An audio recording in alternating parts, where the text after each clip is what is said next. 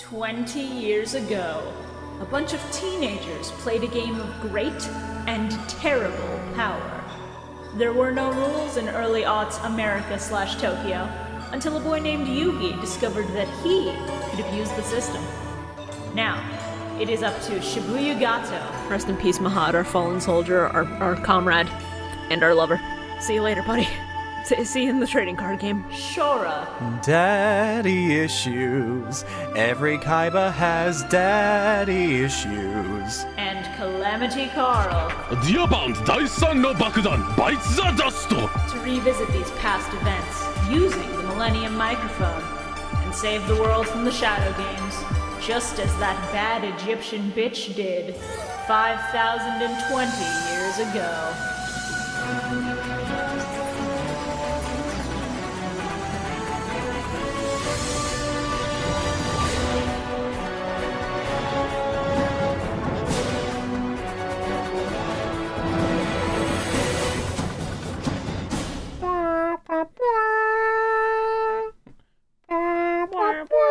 Don't worry, Mahad, my sexy, sexy friend. I'll have you immortalized as your own trading card. Press F to pay TCG respects. Pharaoh, please don't turn me into a marketable trading card. Oh no! Oh no! Hey, I have this episode's title already. Shibuya, change your intro quote. That's what it's gonna be now. No, press F to sleeve your boyfriend. Hey everybody, welcome to the Millennium Microphone. That's not a reference to condoms. Let's not consider that it could be read that way. Let's fucking go. I had myself muted because I was eating a little bit of my fucking breakfast. Slamming the F key. I nearly just choked on my fucking leftover Subway.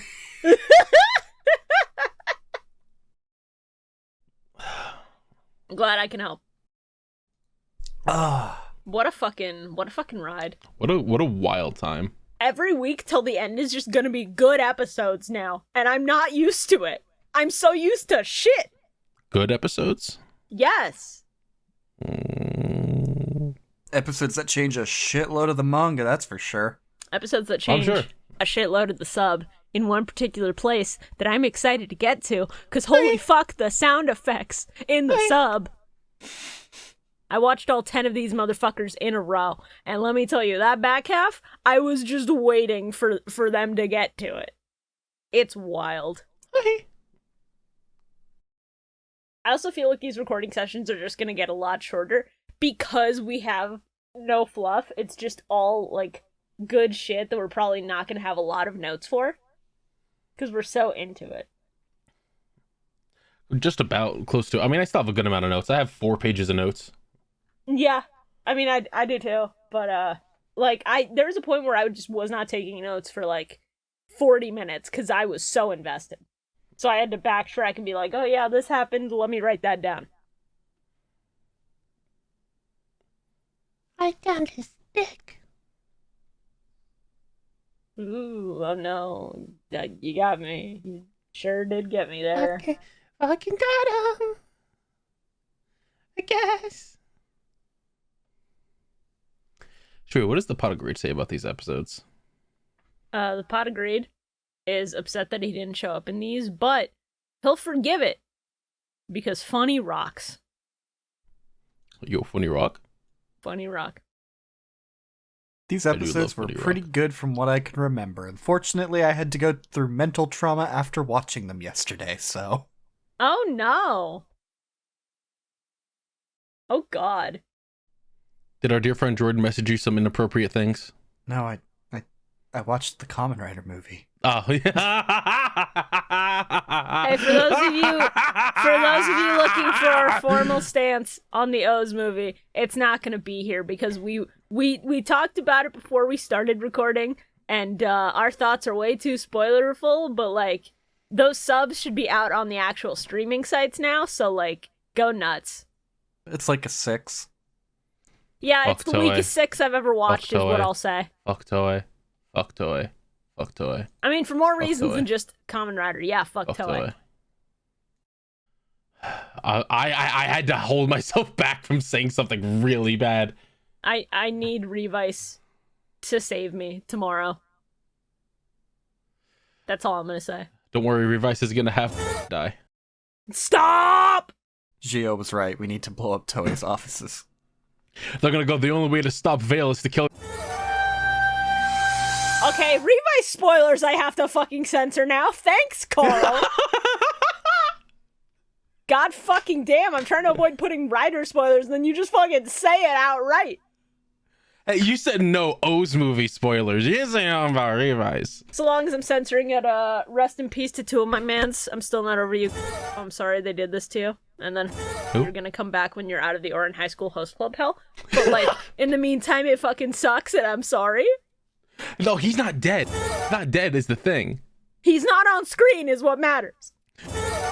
He's right now relaxing in his parents' summer house. Just like, oh, I feel so comforting. Yeah, I can't believe that's a real special that they're putting on TV. Like, he showed up at his mom's house, and now he's just in her bathroom in the shower, just relaxing. Ma, I got my ass whooped.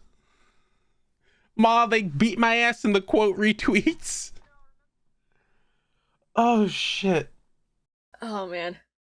Kamen None of Rider's this is going awesome. in the episode, except for the Kamen Rider's awesome bit, because it is. Kamen Rider's really fucking good, and Zenkaiger, very, very fun, very good Sentai is the only thing that kept me sane after having to deal with the O's movie. Man, He really doesn't want to talk about how he died. sometimes I really love my Twitter timeline. Mm-hmm. Thank you, Mittens. Hate this. Ultima out here with the bangers consistently. Anyway, Yu-Gi-Oh! Really good. Yu-Gi-Oh! Wahoo! Episode 204. If I was a I don't like the Diabound is ripped. I don't like Diabound. Correct also. Diabound looks so much better in the manga. Yeah, I'll bet. Especially when he becomes a gym bro and gets fucking, brick shithouse-ish. So this whole time in all of these episodes, I just keep going, why won't you idiots say the Pharaoh's fucking name? And I'm like, oh right, this is a world of his memories. He doesn't know his own fucking name. Of course they don't know how to say it. This is correct. I was like, all right, yeah, that does track, huh? Shame that. Fucked up, but true. It'd be really fucked up if one of them just looked over at the Pharaoh like, Pharaoh, what are you doing? What the fuck did you just say? How did you do that with your mouth? What are you talking about, Pharaoh? Pharaoh, what do you mean? He watched too much TV when he was with Yugi, so that's just all he hears is the censor bleep. Yugi, what's going on? Ah, good morning, Pharaoh. How are you today? How are you people doing this? Pharaoh, I don't know what you're talking about. Hey, you all know my good friend. Yeah, that's right, my friend. He's my best friend in the whole world. He's my great man. So they kick him out of the palace immediately for disrespect, and the Pharaoh just goes, Did he say a slur? Is that why you had to censor it? And Shimon goes, what the fuck do you mean, my Pharaoh? Pharaoh, what is this slur What you is speak a of? slur? Oh shit. Man, what a bad bit. Oh, that was a pretty good bit. It's funny, I just ruined it. Illusion Magician getting the upgrade from Chibi to Legend.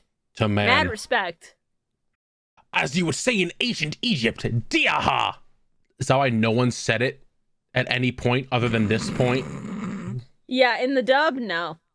But like No in the sub, one they is? just go straight into Diaha, which is why that line got added. Yeah, the Mm-hmm. the dub is having to make up for things they cut out of the sub for no unfucking godly reason. For more bad jokes. And it really shows because there's a lot of little inconsistencies, like calling the Blue Eyes White Dragon a shadow creature when the manga very clearly stated that Creature of light. everybody's souls can either have a Ba or a Ka, which is a dark spirit or a godly spirit. Sure, that's too much for children to understand. You gotta know that the children are stupid and won't understand what a baka is. You're a fucking baka. What? Yeah, the sub fully just goes into the terminology. It has fully embraced it. They talk about the heka, they talk about the ka and the ba, they don't do any explanation. They say diaha, like, almost immediately at the start of this episode, when they get into the fighting. Yo, I love Hecarim. Just be glad that they don't do what the manga does and show the MP gauges, because there are multiple points in the manga where they're like, we have to give you a way of understanding how low their energy is, so let's just put up a fucking, like, video game RPG MP gauge. Okay, but I love that. Hey, I'm sure Takahashi's editor insisted on that. I'm sure Shonen Jump insisted on All that, right, not him himself. But I love that, though. It's kind of funny, I will admit. I really wish they put that in the anime. Like, instead of the life point counter, you just hear the draining, but a bar goes to the left a little bit. It's like a shitty slide whistle. No, I'm just thinking of the video of the guy who was at that Yu-Gi-Oh tournament and just, like, took damage from a hit, and then he in real life just goes pum pum pum pum pum pum pum pum, and then he's like flinching at it, and it's really funny. That's fucked up. I hate that. I love that video so much. Let me see if I can find it. So, alright, so we go to 2,000. How much you boy at 28? No, 38. 38? Yeah. You played two? I copied it. God! Ah! Ding, ding, ding, ding, ding. You know what I love? Shirtless Pharaoh, baby. Let's go. Carl, he is still underage, even in the world of his memories. I gotta go. See you later. It's been great. Time to leave. I thought the Pharaoh was, like, old. I mean, Pharaoh not old? His spirit is 5,000 years old, but he died when he was like 17, buddy. Do we have a canon age for the Pharaoh? I believe I looked this up.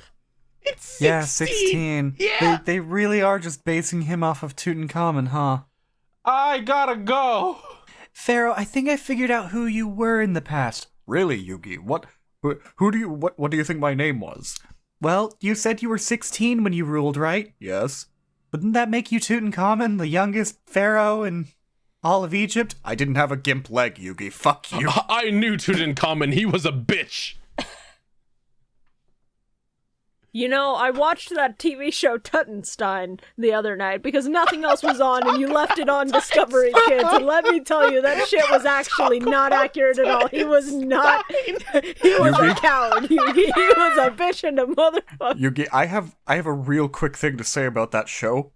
I think they somehow committed ancient Egyptian copyright infringement. I'm pretty sure this is racist in a lot of ways. I haven't seen Tutenstein since it was airing on TV and I was like 10. So, I don't fucking remember shit about you said that and a floodgate opened in my brain. Like an ancient evil was just awoken from a tomb in my brain. Hey, let me open another one. Y'all remember Kenny the motherfucking shark? What? You don't remember Kenny the Shark? The show about a dude who has a pet shark that talks and walks and eats everything called Kenny? I remember seeing this thing before, but I've never watched this show. Okay, fair enough. I remember the one I always wanted to watch was the fucking Trading Spaces Kids edition where they redo each other's bedrooms and it was sick. Hey Carl, did you ever watch Dan Versus? Not entirely, but I've seen clips of it, and Dan is very relatable. I'm sorry, hold on. Kenny and the Shark fat is a result on this Google search. Why? What? Oh no. God damn it.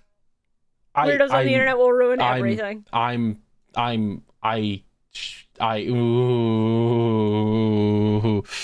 Ooh, where's the general here? Hold on. You'll have to suffer with me. I hate you. Why? Hey, real mom, why is Courage on the far right? I don't know. Why is Timon in the middle? For Affinity.net, baby. For Affinity, I'm gonna burn Let's you to the go. ground. Your servers won't survive my full assault. Fur fat fetishists, please go home. Please get a life. Hey, fur fat fetishists and fur diaper fetishists, please kindly fuck right off of this planet. Who in the right mind looked at Kenny and the shark and was like, I want to see that shark inflated. A 10-year-old. A 10-year-old who then grew up. Hey, Shibuya, dog. Hey, Shibuya. I don't think you should say a 10-year-old has an inflation fetish, dog. A 10-year-old who then grew up to have this kink is what I fucking mean.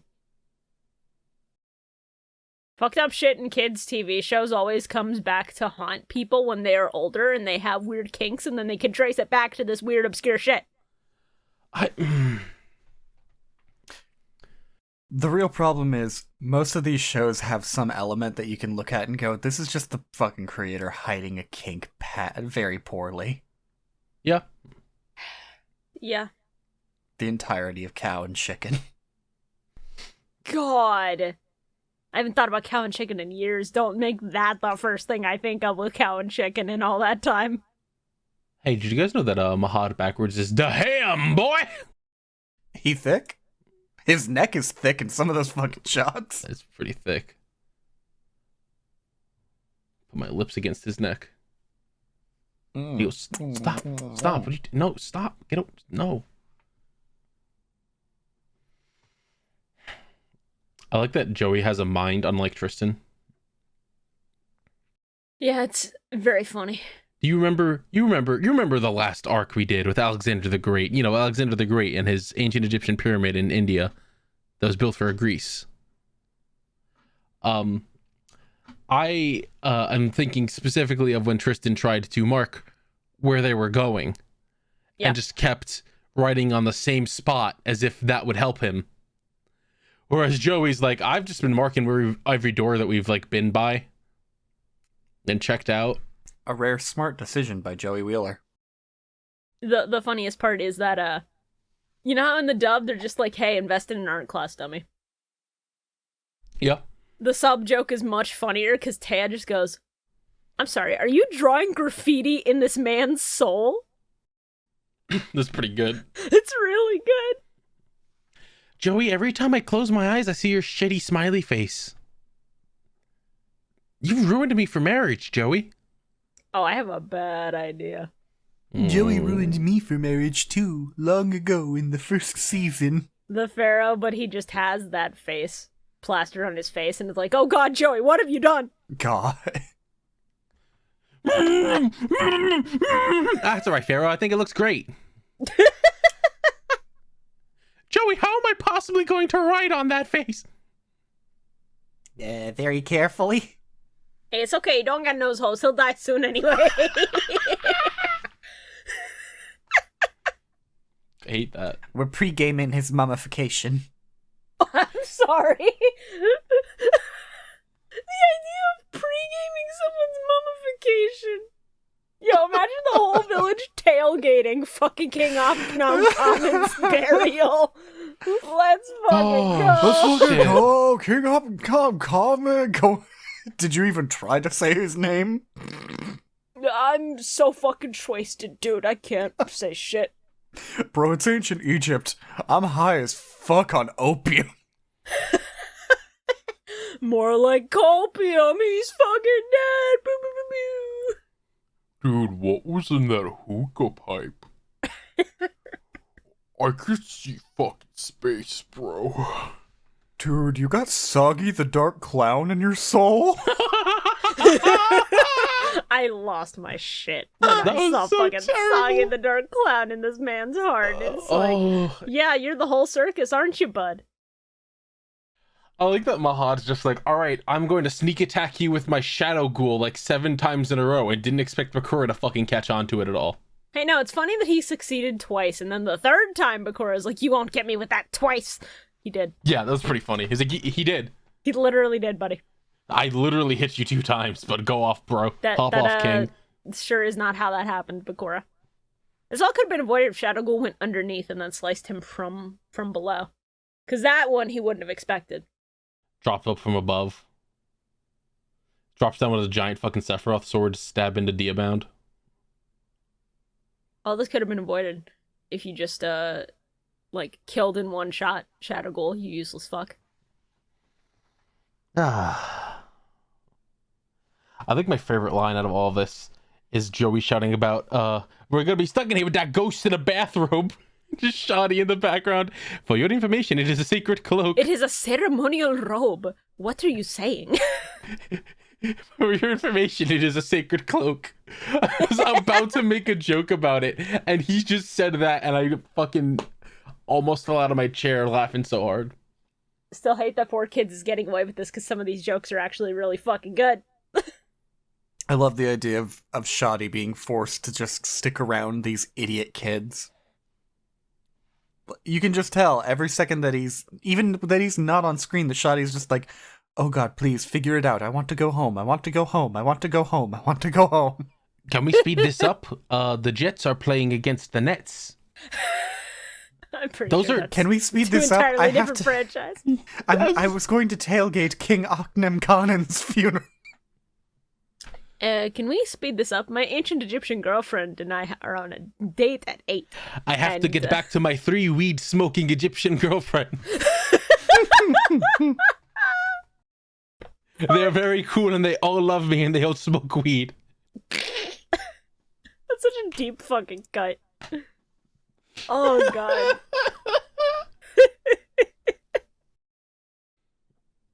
Can we wrap this up? Ludwig is doing a stream tonight in 2 hours, and I need to be there for it. I gotta get there to see my man Ludwig. Can you imagine Shotty popping up in Ludwig's house? My friend, it's been so long. Who are you? I'm your #1 fan on Twitch.tv. Oh, I'm sorry, it's YouTube.com now. My apologies. I need us to hurry this up. I'm going to be on a Scott the Woz video. Oh! Yo! Shoddy got the hookup. Hey everyone, y'all. it is I, Shoddy7006873. Shoddy was taken. So were all of the other numbers. Hey y'all, Scott here with my boy Shoddy. Hello. Hey, Scott here. We all know that there's a lot of really dangerous games out there, but the most dangerous one is the shadow game. Lay it on me, Shoddy.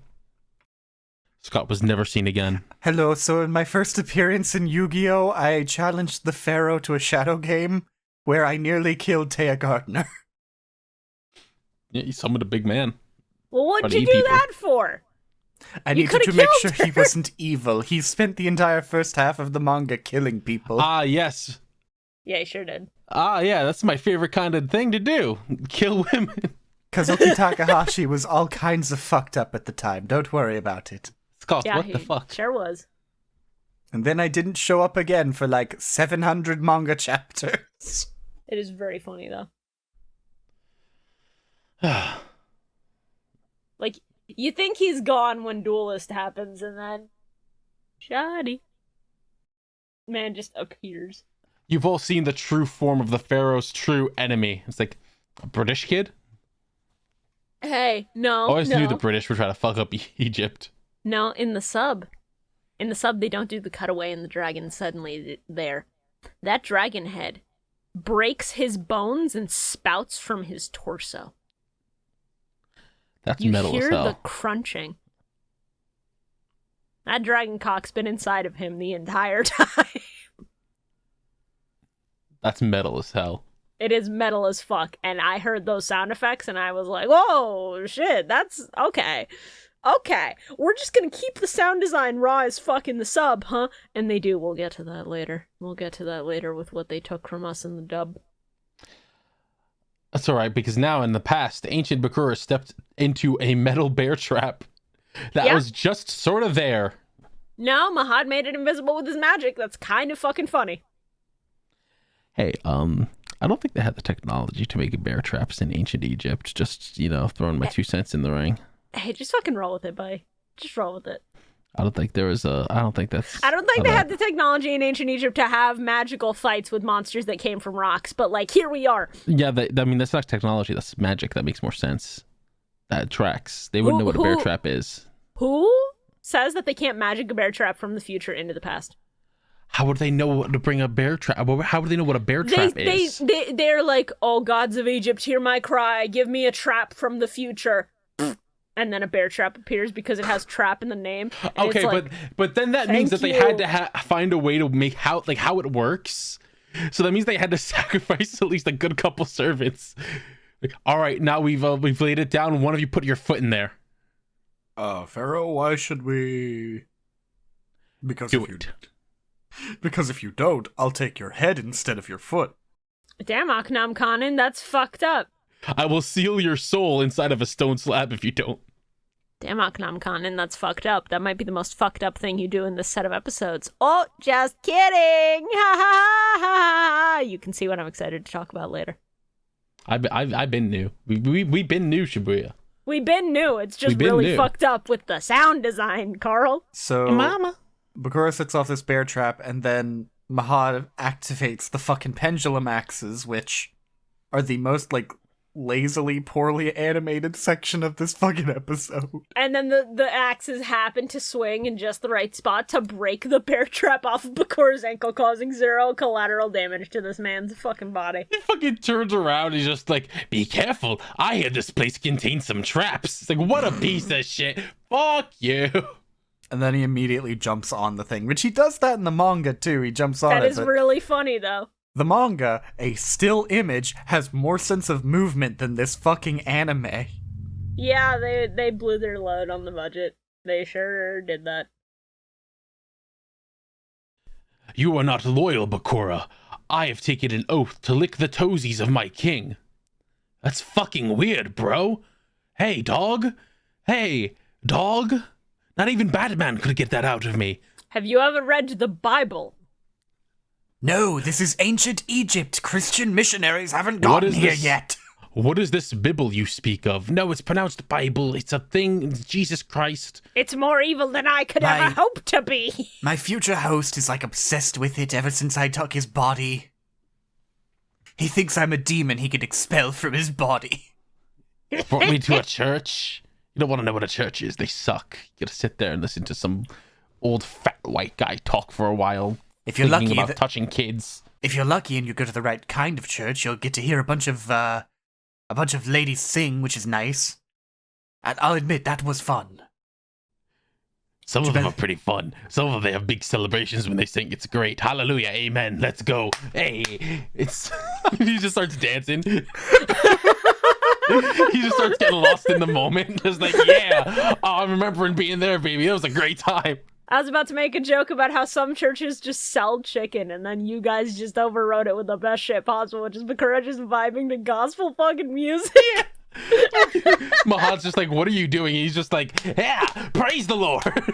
I like the idea that this entire time Bakura's just like, man, why the fuck did I even come to the past? I don't want to be here. This place sucks. Fuck Zork, I'm going back to the future. I'm going back to the future where the congregation will put respect on my name. Tristan grabs Bakura by the fucking collar. He's just like, don't you miss hot dogs? He's like, I do miss hot dogs. I also miss my cell phone. I'll admit, that was fun. I like Candy Crush. Cell phones are very nice. I could play Master Link on there. They just put out Master Duel. Oh shit, really? Yeah, it's on phones now. Fuck the past. Fellas, let's get out of here. I'm done being evil. I have to go see if Destiny Born is legal. Let's fucking go, bitches. What the fuck is a Link summon? They made us so you could use Max C at 3. Max C at 3? Are they crack-headed? Yeah, and Ash Blossom. Well, it's based on the OCG. What the fuck is an OCG? This sucks. I think this is our best fucking bit yet. I like the idea of Bakura from the Millennium Ring, Bakura, who is an avid Master Duel player and can't get out of silver. I think that's the funniest shit in the world. It's too real. This just gets even better knowing full well that Supernova RX is just going to be incorporating all of this into the lore document. Which, by the way, for you fans of Millennium Mike who haven't heard, a fan of ours and user by the name of Supernova RX has been compiling a lore document of all the stupid shit we have said, and it's, I think, complete by this point. Yeah, it's current as of the current recording, and I cannot wait to read back through it and see just how stupid we get sometimes, because let me tell you, like, within 3 hours after we are done recording, all of the stuff that we say is gone from my brain. And editing Shibuya listens back and goes, why the fuck did we do this? Every single time. It is the funniest shit. I am really tempted to just go and try and find it right now, because it's so wild. It's so wild how much shit we fucking forget. Yeah. Rest in peace, our Mokuba bits. You are the best thing we've ever concocted. It's okay. We'll always find ways to bring Mokuba back. Cyrus is gonna be the new Mokuba. No, he could never. We're gonna make so much fun of Chaz though. That's gonna be the best. Dibs on Chaz. Yeah, no, that tracks. Why'd you say it so sad? Because I kind of wanted funny Ojamas. Oh, well, listen, if you want Chaz, then, I mean, feel free. Yeah, but then who are you going to be? Chombly. No! I wouldn't do that to you. Holy fucking shit, dude. I like koala. Shibuya, I got the lore document here, and I just scrolled immediately down to the bottom. Let's see how much we remember from the last couple of episodes. Do you remember us talking about Yugi capturing the Millennium items as physical NFTs? What? What? Beg pardon?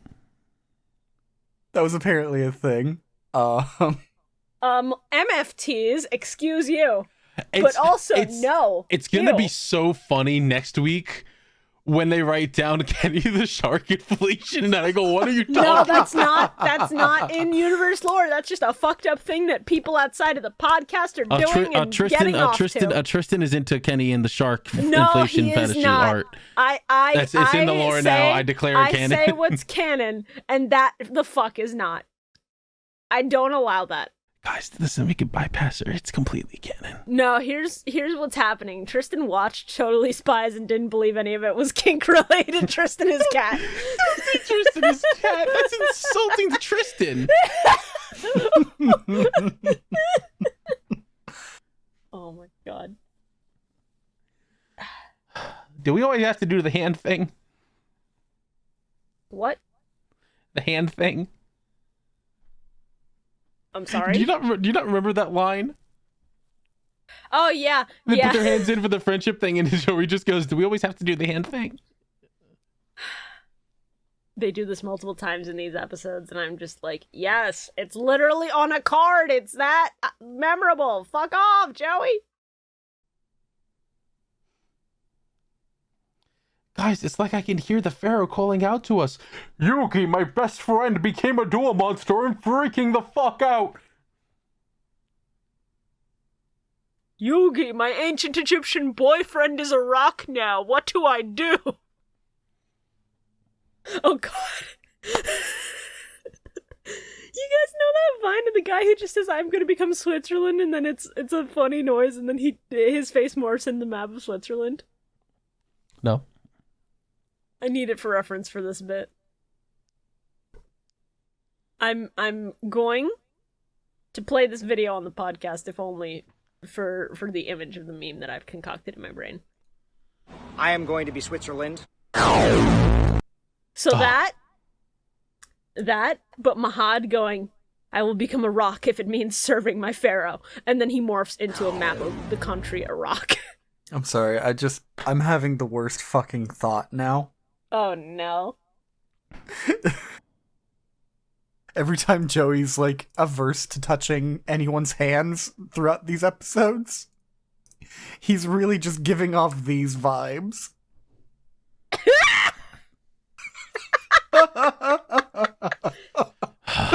Joey is the homophobic dachshund. Joey is not. Hey, that's worse because Joey did put on the dog suit, and that is a popular thing with fans. But also, like, Joey's not the homophobic one in our lore. These conflict. These are not. No. Yeah, it's Taya. Taya staring at Yami, just going, it's just a face. No, hey, the hawk Anzu, just going, I don't think that's normal. Because, yeah, 4Kids sure did go like, hey, this hawk needs a name. What do we name it?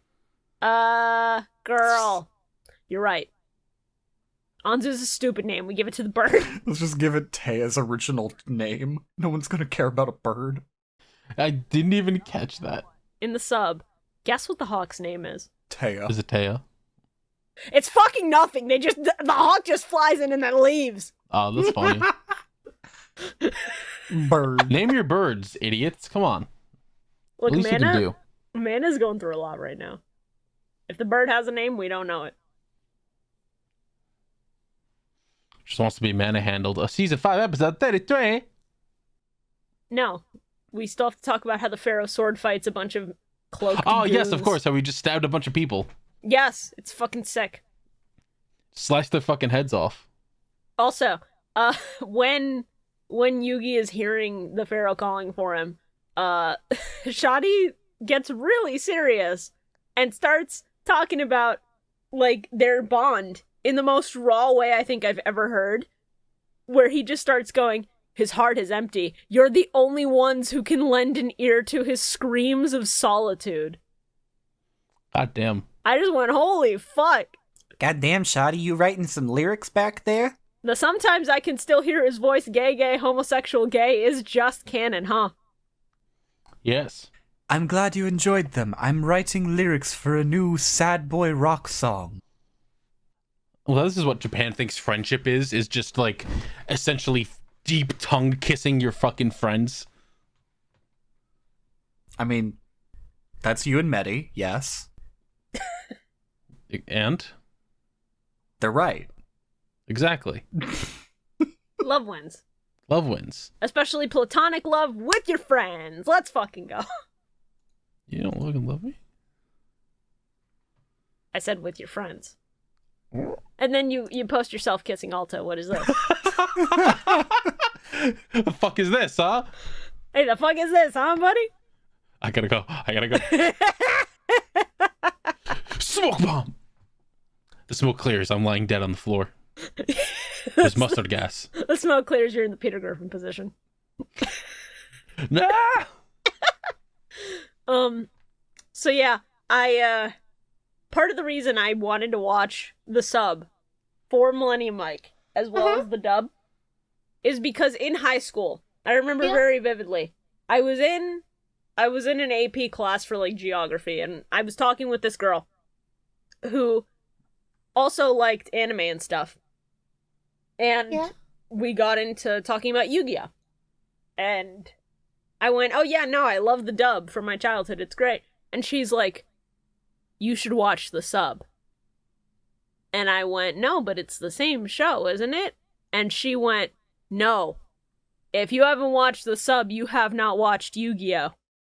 And oh boy, does this arc justify that statement? That reminds me very much of when I started watching One Piece, of course, as the 4Kids dub. And I was like, man, I can't wait for the next. I wonder if I could find more of this online, if somehow there's more episodes of this. And I encountered the original sub and started watching through that and went, wow, this is fucking cool. I can't wait for them to get to the part where Nami shows her tits to all the people. Because it was a funny bit where she just flashed them and went, you all owe me a lot of money now. Get fucked, idiots. And they were like, wait, what? That's funny as hell. And instead, when that scene was supposed to play, they just did a fucking montage, a very shittily edited montage of their time in Alabasta. And I was like, oh, this is bad, isn't it? That's so funny. I mean, tits aren't for kids. Well, I mean, I know that. There's a lot of other scenes that I saw that I was like, why did they cut this? Why did they cut that? Like, I guess because kids can't see that, but this was changed for what reason? Like, what the fuck? And that's when I was like, subs are superior, fuck dubs. Sometimes dubs are good. Until they made good ones. Yeah. Like Code Geass, I cannot imagine watching that shit subbed. Yeah, I mean, up to that point, the dubs that I've experienced are Cowboy Bebop and FLCL. Those are also fair. So I was like, I'm used to good. Yeah. Sometimes the dub is good. And sometimes, sometimes you get 4Kids. Episode 205. I looked at this episode thumbnail and went, white woman spotted? White woman captured. Am I the only one who thought the audio mixing at the start of this episode was really fucked? I was not paying attention. Because the dub, like, the music sounded a lot louder than they're talking, so I was just like, can you speak up? I can't hear you. I had hiccups, like, the entire time I was taking notes for these episodes. It lasted, like, over 4 hours. It sucked. So, if I didn't hear it, it was probably because I didn't hear it over my own anguish at that. I simply lift you up over my shoulder and burp you like a child. I would scream and then throw up. So, yeah. Funny, weird little, like, thing they completely cut out of the manga, which I can get why they did. Yeah? Yeah. So, the idea for Seto to go out into the city and search for strong, as the fucking thing calls them, demoniac beasts, which is such a raw goddamn name for ancient duel monsters. It's pretty fucking good. He does that, and, you know, a lot of this whole sequence of him going through random people and being like, oh, look at his soul with the key and all that shit is the same. Except, by this point in the manga, Yugi and the others had already gotten down into the Pharaoh's memories world. And had already, like, figured out that they were ghosts, were walking around. And little Yugi at one point, in an attempt at figuring out some information, had walked into a bar where he heard a dude with a shackle on his leg talking about how he had been exiled to the desert, and the only reason he survived was because he saw a white dragon spirit, and it made him go in that direction, which led him back into the city. Oh, don't worry, the guy in the sub literally explicitly says that, the one who has Soggy in his heart. Yeah, it's that specific guy, and the manga just completely cuts it out. Or not the dub just completely cuts it out. And it's so fucking sad. Because he just shows up and he's just like, ah, blue dragon spirit, ah. It's like, okay. What the fuck? And then Seto just goes, the dragon's not blue, the dragon is white, take him away. This man has a clown inside him. Put him in jail. You seem to be missing the part where they made it to the end of the dungeon, or the puzzle. And like, all right, Shoddy, so where'd he go? Jump. And you just fucking jumps off. Shoddy just goes, do a flip on the way down. It's what the Pharaoh would want. He says do a flip and then calls them Jordan's favorite word. That's a joke nobody outside of our group will ever understand for important reasons. Hey, I'm only here to make me laugh. If anyone else laughs, it's fine. Jordan looking like that dog? What the fuck? Stop. Are you gay? Without the context of the images, the dog meme just does not work because we have an audio-only version of this. So people are going to question whether we're actually homophobic. Okay, here, I would cut this off now. I'm sorry, Shibuya, people are going to question if Shora, the gay man, is homophobic. Yeah, none of us are fully straight. Man, Exactly. I hate those damn gays. I can't believe that gay people exist. I'll never forgive the homosexuals. Bro, you succumb to the Millennium Gaze? Disgusting. You put on the Millennium Eye, and immediately you become homophobic. I mean... it's very funny. Send all these bundles of sticks to the Shadow Realm. Maximillian Pegasus is stronger than the Millennium Eye because he managed to retain his funny little gay ass. I like funny bunny. I can see Pegasus being the kind of person to say tee-hee and twiddle his fingers. He probably did at one point just to see how it felt, and he was like, ooh, I like this. I'm sure since, like, I think that the way we're dressed is making us all stick out. I'm like, buddy, I don't think the way you're dressed is what's making you stick out. If they could see you right now, they would point at you and go, who are those fucking white freaks? They all just point and scream, white! White! White! White! White! White! One person just, like, screams and goes, my eyes! My eyes! They start throwing rocks on sight because any white people get immediately oppressed in this village. As evidenced by the only white woman getting stoned. Can you imagine if... Can you just imagine going by what the fucking filler arcs have established, right? Little Yugi and the Gru are just walking through ancient Egypt and they just run into darts. Yeah. Yeah. It's just like, hey, there's someone who looks fucking weird. Hey, blue hair, what the... Oh god, that's darts. What the fuck? I was hoping and praying that when Seto showed up to save this white woman, that he would just stare at them and be like, does anyone else see these white people dressed weirdly? Am I the only one? I really need to lay off the hookah. Those opioids really do be hitting today, though. Shada, I don't know what you fed me for lunch, but I'm going to ask you to never do it again, or I will slaughter you where you stand. Return to the palace at once. Shada, we need to get a new poison taster. I'm fairly certain somebody laced the Pharaoh's meals. Priest Seto, why are you eating the Pharaoh's meals? Don't worry about it. I was hungry on the shift and I had no time to look for charcuterie I elsewhere. hungry. I hungry and need sustenance. The charcuterie joke returns, ladies and gentlemen, with a Yeah, it's a good steel bit. chair. What is that? It's charcuterie with a steel chair. Yo, charcuterie? I mean, if you want charcuterie, just go look at Kenny the Shark again. Stop. You're right. Hold on, let me go pull that up. I like Seto's whole plan. It's not punishing the innocent, it's punishing potential criminals. Truly, I saved the city. We're just rounding up anybody with evil in their heart. We're just gonna round up people who look like they might commit some crimes. That's never worked poorly ever.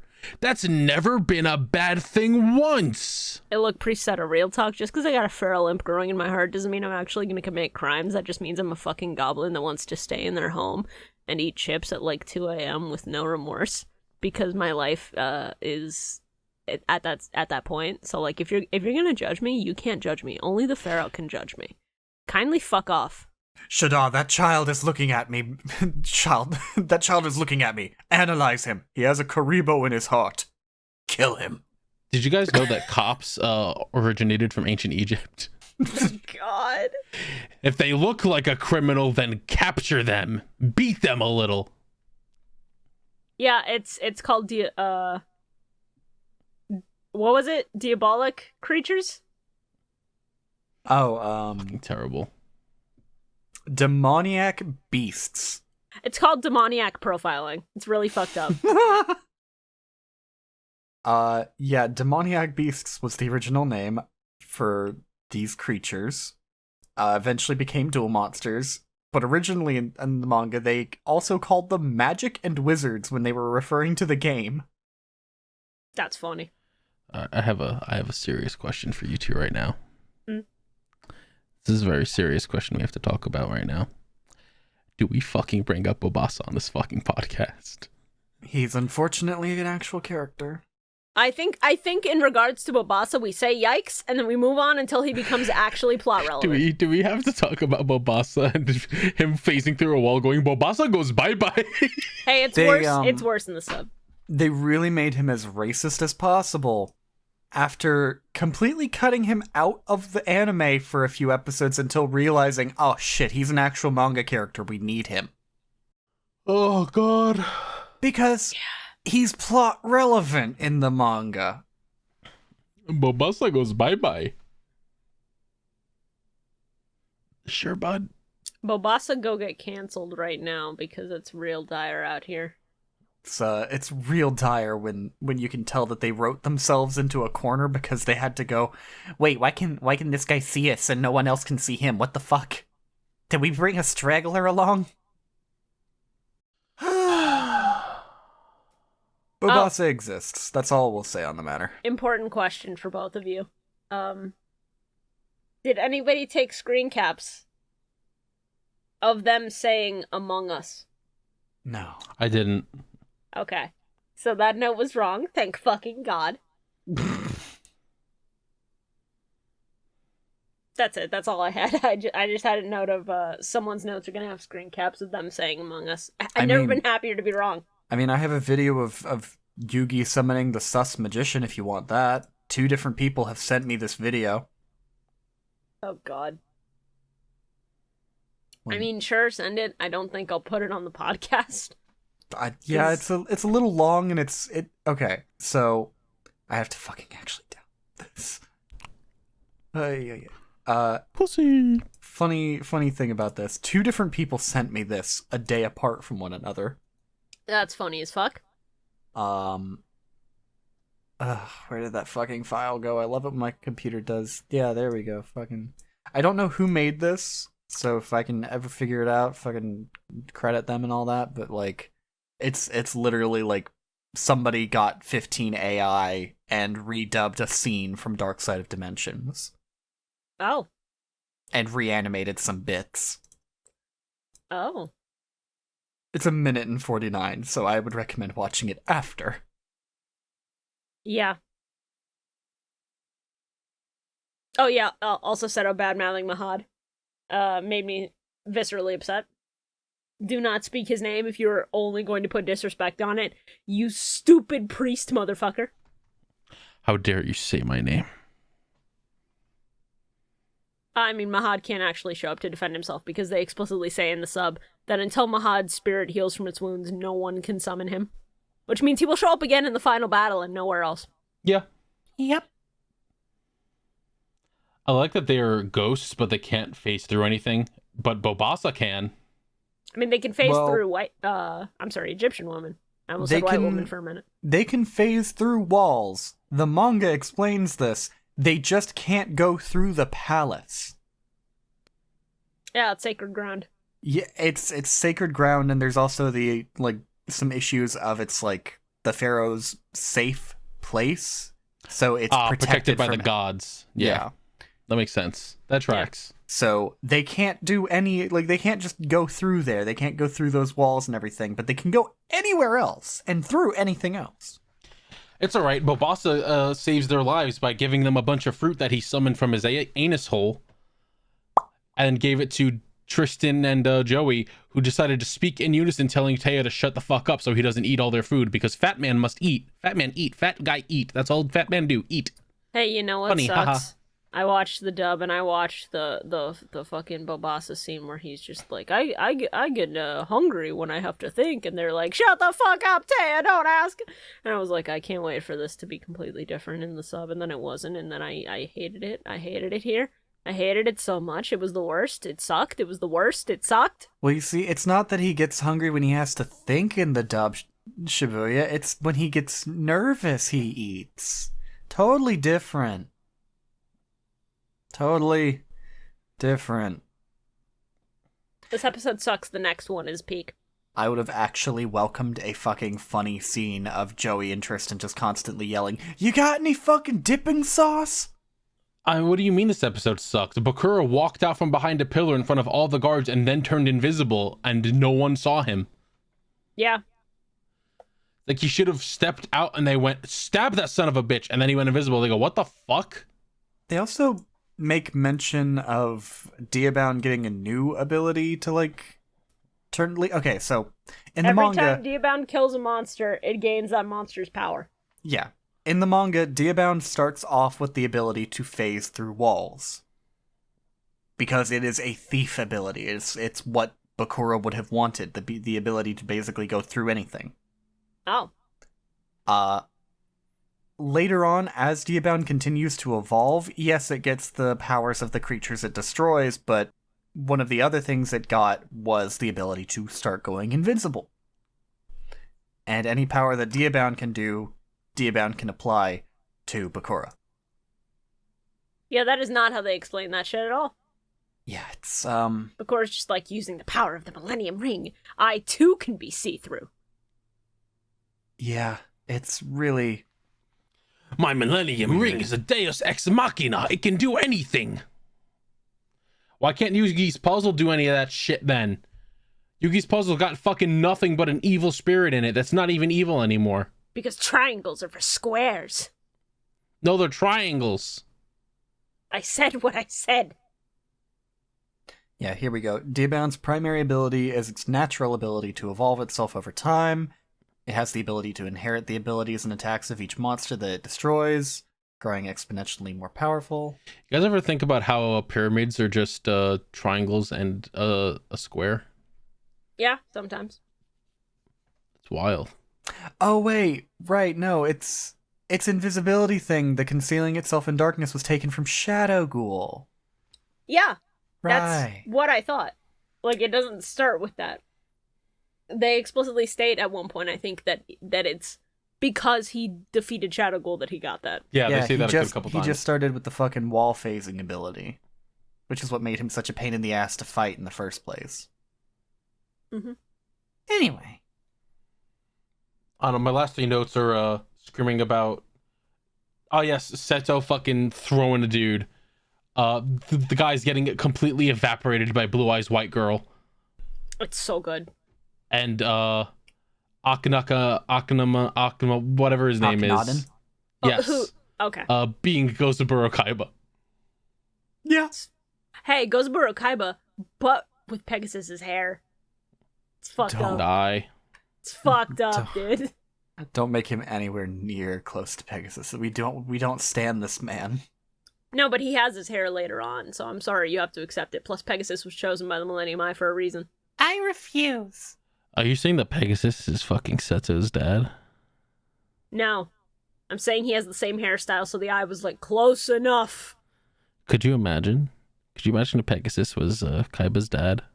That'd be fucked up considering they're only, 5 years apart in age, probably. Could you imagine if Pegasus was actually related to Yugi through some way? That'd be wildly fucked up. But also, 5,000 years removed, so, whatever, who gives a fuck? Could you believe if Kaiba and Yugi were related by blood? That'd be crazy. Bro, you would not believe your eyes. That'd be wild if something like that would happen. Y'all know that fucking low-cost cosplay dude? I think so. The dude who very commonly will do shit like, in order to cosplay Boa Hancock from One Piece, he just painted her tits on his ass. That's funny as fuck. He put out a really... What Yu-Gi-Oh character did he do? It's not a Yu-Gi-Oh character, it's just... Oh. That's so good. I love that. But a cat got a penis. Stop. Well, because The collar got a little penis on it. that's its tail. Hey, Carl. Oh no, the collar got a the cock collar, on it. the collar, Yeah. the collar, the Yeah. collar, the collar. Hey, Carl. Yeah. I'm gonna hurt you specifically. Oh no. Oh. Oh, that's fucked up, Shora. I should have just dodged. Bro, you should have just perfect parried. I'd have blocked it. I'm built different.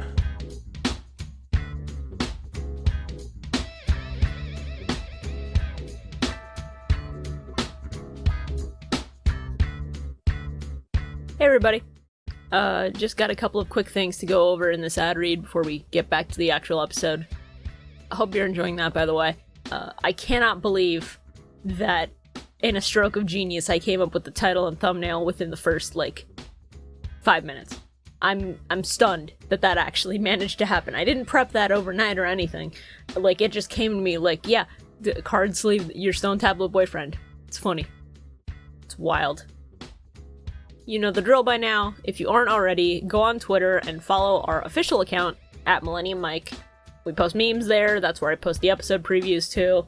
Sometimes I'll put funny stuff, like that little teaser for the thumbnail edit this week, which I'm gonna have on screen also, because this might be one of the best edits I've made. It's so simple, but so funny. I love it. It rivals fucking Step Bros. It rivals Kaibasuba. It's up there with the kings of Millennium Mic thumbnail lore, in my opinion. On top of that, we also have to shout out the Patreon. If you want to support us, and you have extra income, make sure it's extra. Do not support us if you don't have the disposable income and you need to, take care of yourself first. Patreon.com/MillenniumMic. Head over there. There's multiple tiers that you can do depending on how much you're willing to give, you don't have to give anything. Listening to the podcast already does a lot. Word of mouth does a lot. But if you have like $5 or more you want to toss at us per month, we greatly appreciate it. And if you toss 25 or more, you get your name on screen. Like the Blue Eyes White Dragons on screen right now. So, big shout out to them. Big shout out to our forbidden ones, the $50 tier. Shiny Mew, Bill Sanchez, and Teletran 4. Teletran the 4th?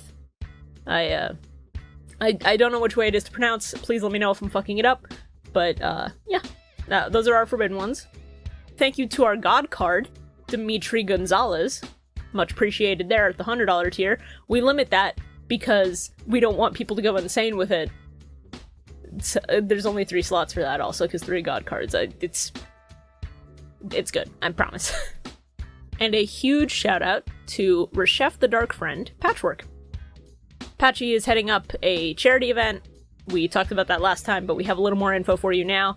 And I'm actually gonna send you over to Shora, and he's gonna explain a little bit more about the charity trying to fund ALS research and relief. So, take it away. Hi there, folks. Shora here. I know Shibuya normally does all of our big name reading and ad roll stuff, so I'm gonna keep this quick for you. But I do have a serious topic that I'd like to talk to you all about today. I see you. I see you trying to skip ahead. No.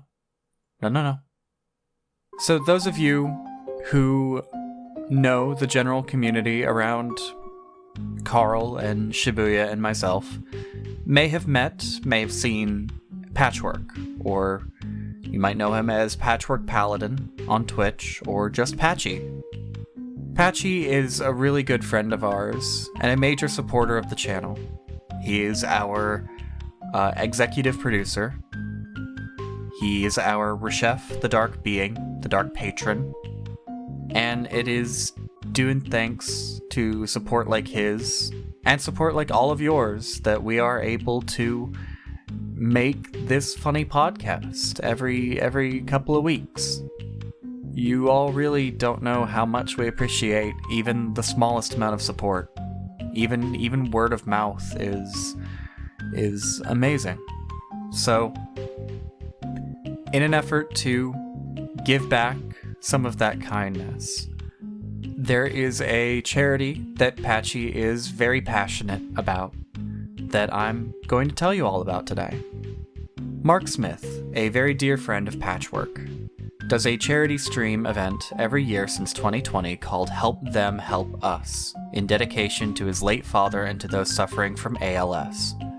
Help Them Help Us will take place again this year, taking place from March 25th to April 4th. ALS, for those of you who might not know, stands for amyotrophic lateral sclerosis, though you might also know it by the name Lou Gehrig's disease. If you'd like to help, you can use the associated links that will be down in the YouTube description, or you can go to www.als.org/donate. I know that not everyone can drop everything to support financially, fiscally, anything. I know that a lot of you might be doing what little you can already with the Patreon, and we appreciate that. But even if you can't help out monetarily for this, I know that Patchy would be very happy if people could at least just spread it around via word of mouth. Every tiny little bit of help is major. You wouldn't believe how much help it's been for the podcast alone, just having people talk about it, honestly. I'm not joking when I say that you guys have been a major part of the reason why this podcast has been worth doing. Knowing that people like to come out and listen to our silly ramblings about Yu-Gi-Oh!, this silly anime from our childhoods, it's part of what helps get me out of bed every day, to be honest. So yeah, there will be links to where you can help out in the description. And yeah, I don't I don't know how to end a little advert thing. How does Carl do this? Ah!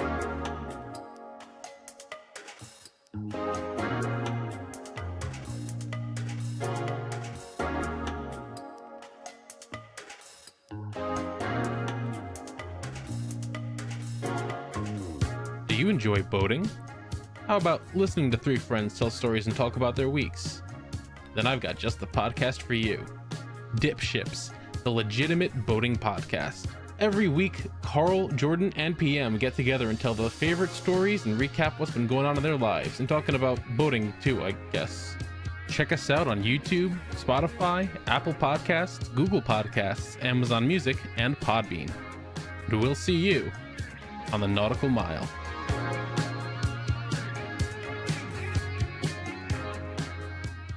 Are we going to move on to the next episode? Like, rip to this man, but yeah, absolutely. Anybody else is built different. Wait a minute. Just one more. Because Carl's gonna fucking shit. That's awful. So funny. So funny. Making sure you do so much work. No, I'm not putting any of these, especially the fucking massive One Piece spoiler. I might put the cat because the cat's funny, but other than that, I think I'm gonna have to censor the cock on the cat's collar. It's fucked up. The vibes of that fuck. Episode 206. Oh man. Comfy are we? Harder, daddy. What? I got to have maybe 2 years with my wife. I'll take what I can get. I'm so fucking lonely. Just a crumb of pussy, please. Get off of me. No, get your hands off of me. How the turns of table? No, please. Bakura ruined for marriage. So most of my notes, dub-wise at least, are in all caps. Either me pogging or me in massive bouts of dread. And, yeah, I think this is like the biggest spoiler that we all know. Is what the Millennium items are really made of. You shall pay. It's blood gold. Oh, it's worse than that. It's full-on people. I know. Soylent Green is people. In the manga, you literally see the bones boiling. Yeah, hey, they had a fucking scene where they dumped the bodies in lava, and then you hear the splashing, and then you hear the melting, and then you hear the screaming. It's a lot. Thus, blood gold. It's gold made from blood. Not to mention, there's an explicit scene where Akhenaten is like, after sacrificing all of the villagers and all of our soldiers, because yes, they also use the soldiers they fucking brainwashed. Well, yeah, you can't leave any witnesses. They were brainwashed. Still really fucked up. You can't leave any witnesses. It's so fucked up. And the entire time in the dub, I was just like, did Kamen know? Did he know? He did not. Did he know when he gave the order? And it implies he kind of did. And Actually, I'm like, he found out later, according to the manga. He did not know at the time. Akhenaten very specifically kept this information from him. True, but he said dark alchemy, huh? Do what needs to be done, which implies if it's dark, it's probably dark because there's sacrifices to be made. Granted, I don't think he knew how many. He didn't know the scope, but he knew that something bad probably had to happen. We'll put it like that. Which is why he went and begged the gods for forgiveness. No, that scene's also really fucked. Because it's not just begging for forgiveness.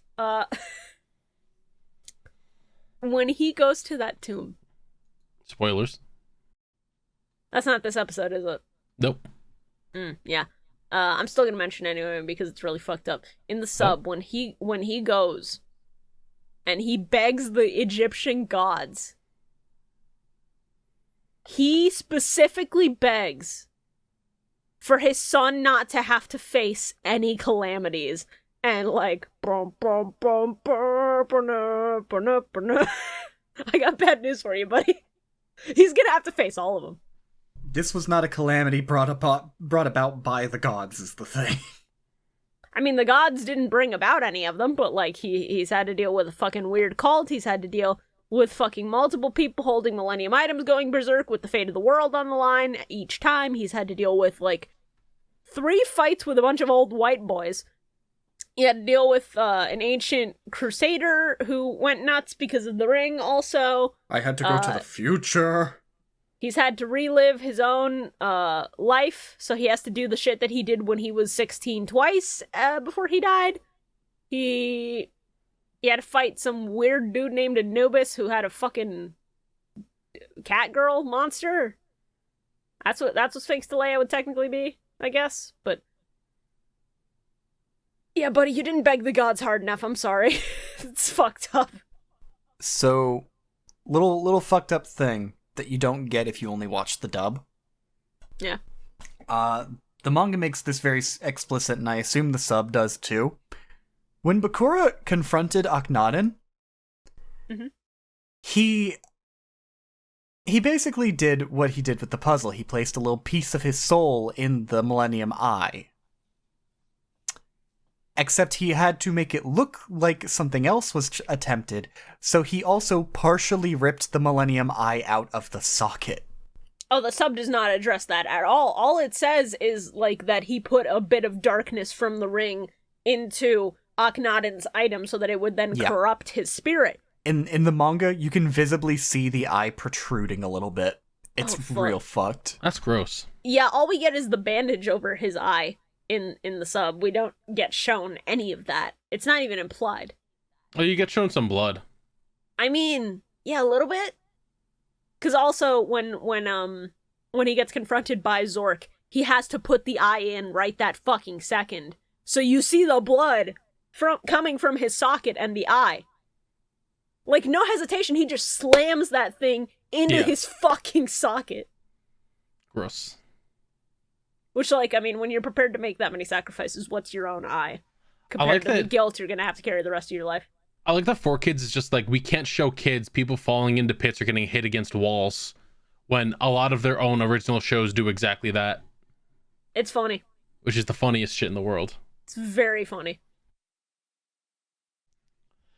For a while, I was confused by what Zork's plan was. Because all Zork says is just, put the items into stone. And I was like, what? So your plan is to just put them in there? Are you trapped in there? Which they explain later that he is. Yeah. I was like, something else happened? Was he created at the same time as the items? Did he exist before the items? Did this stone exist before the items? Was there an even more ancienter Egyptians that made all of this stuff before? See, the Millennium Spellbook tells people how to make the items, so it's implied that these items were made before and explicitly either destroyed or sealed away because they were so fucked up and evil. Or at least the thing that was attached to them was so fucked up and evil. Because I assume, because putting the 7 items in the rock opens the gateway to the afterlife, that Zork is in fact like a forbidden god of death or something. That's what I'm gathering from every implication of what he is and every interaction with anybody who's interacted with him. Hey, you want to hear something fucked up? What's up? So, we are never going to be able to cover this content on the podcast unless we decide to do manga reading. I'll probably read before DSO days, so, like, maybe. No, actually. This is the funny part of this. Oh. Bakura was not the only survivor of Kol Elna. Wasn't it also Kasara? No. Oh. There was another survivor of the slaughter who was the man who would later on become Tragodia in the Yu-Gi-Oh! GX manga. Oh, fuck! Which does not follow the Yu-Gi-Oh! GX anime at all. Holy shit! That's wild. That is nuts! What a fucking connection. That's fucking sick, dude! He shows up in Yu-Gi-Oh! GX Chapter 11, Deck of Fate. Also, fucking spoilers for GX. Jesus. Hey, that's the manga. We're not doing the manga. He also technically shows up in Yu-Gi-Oh! 5D's World Championship 2009 Stardust Accelerator. That's fine. 5D's nuts.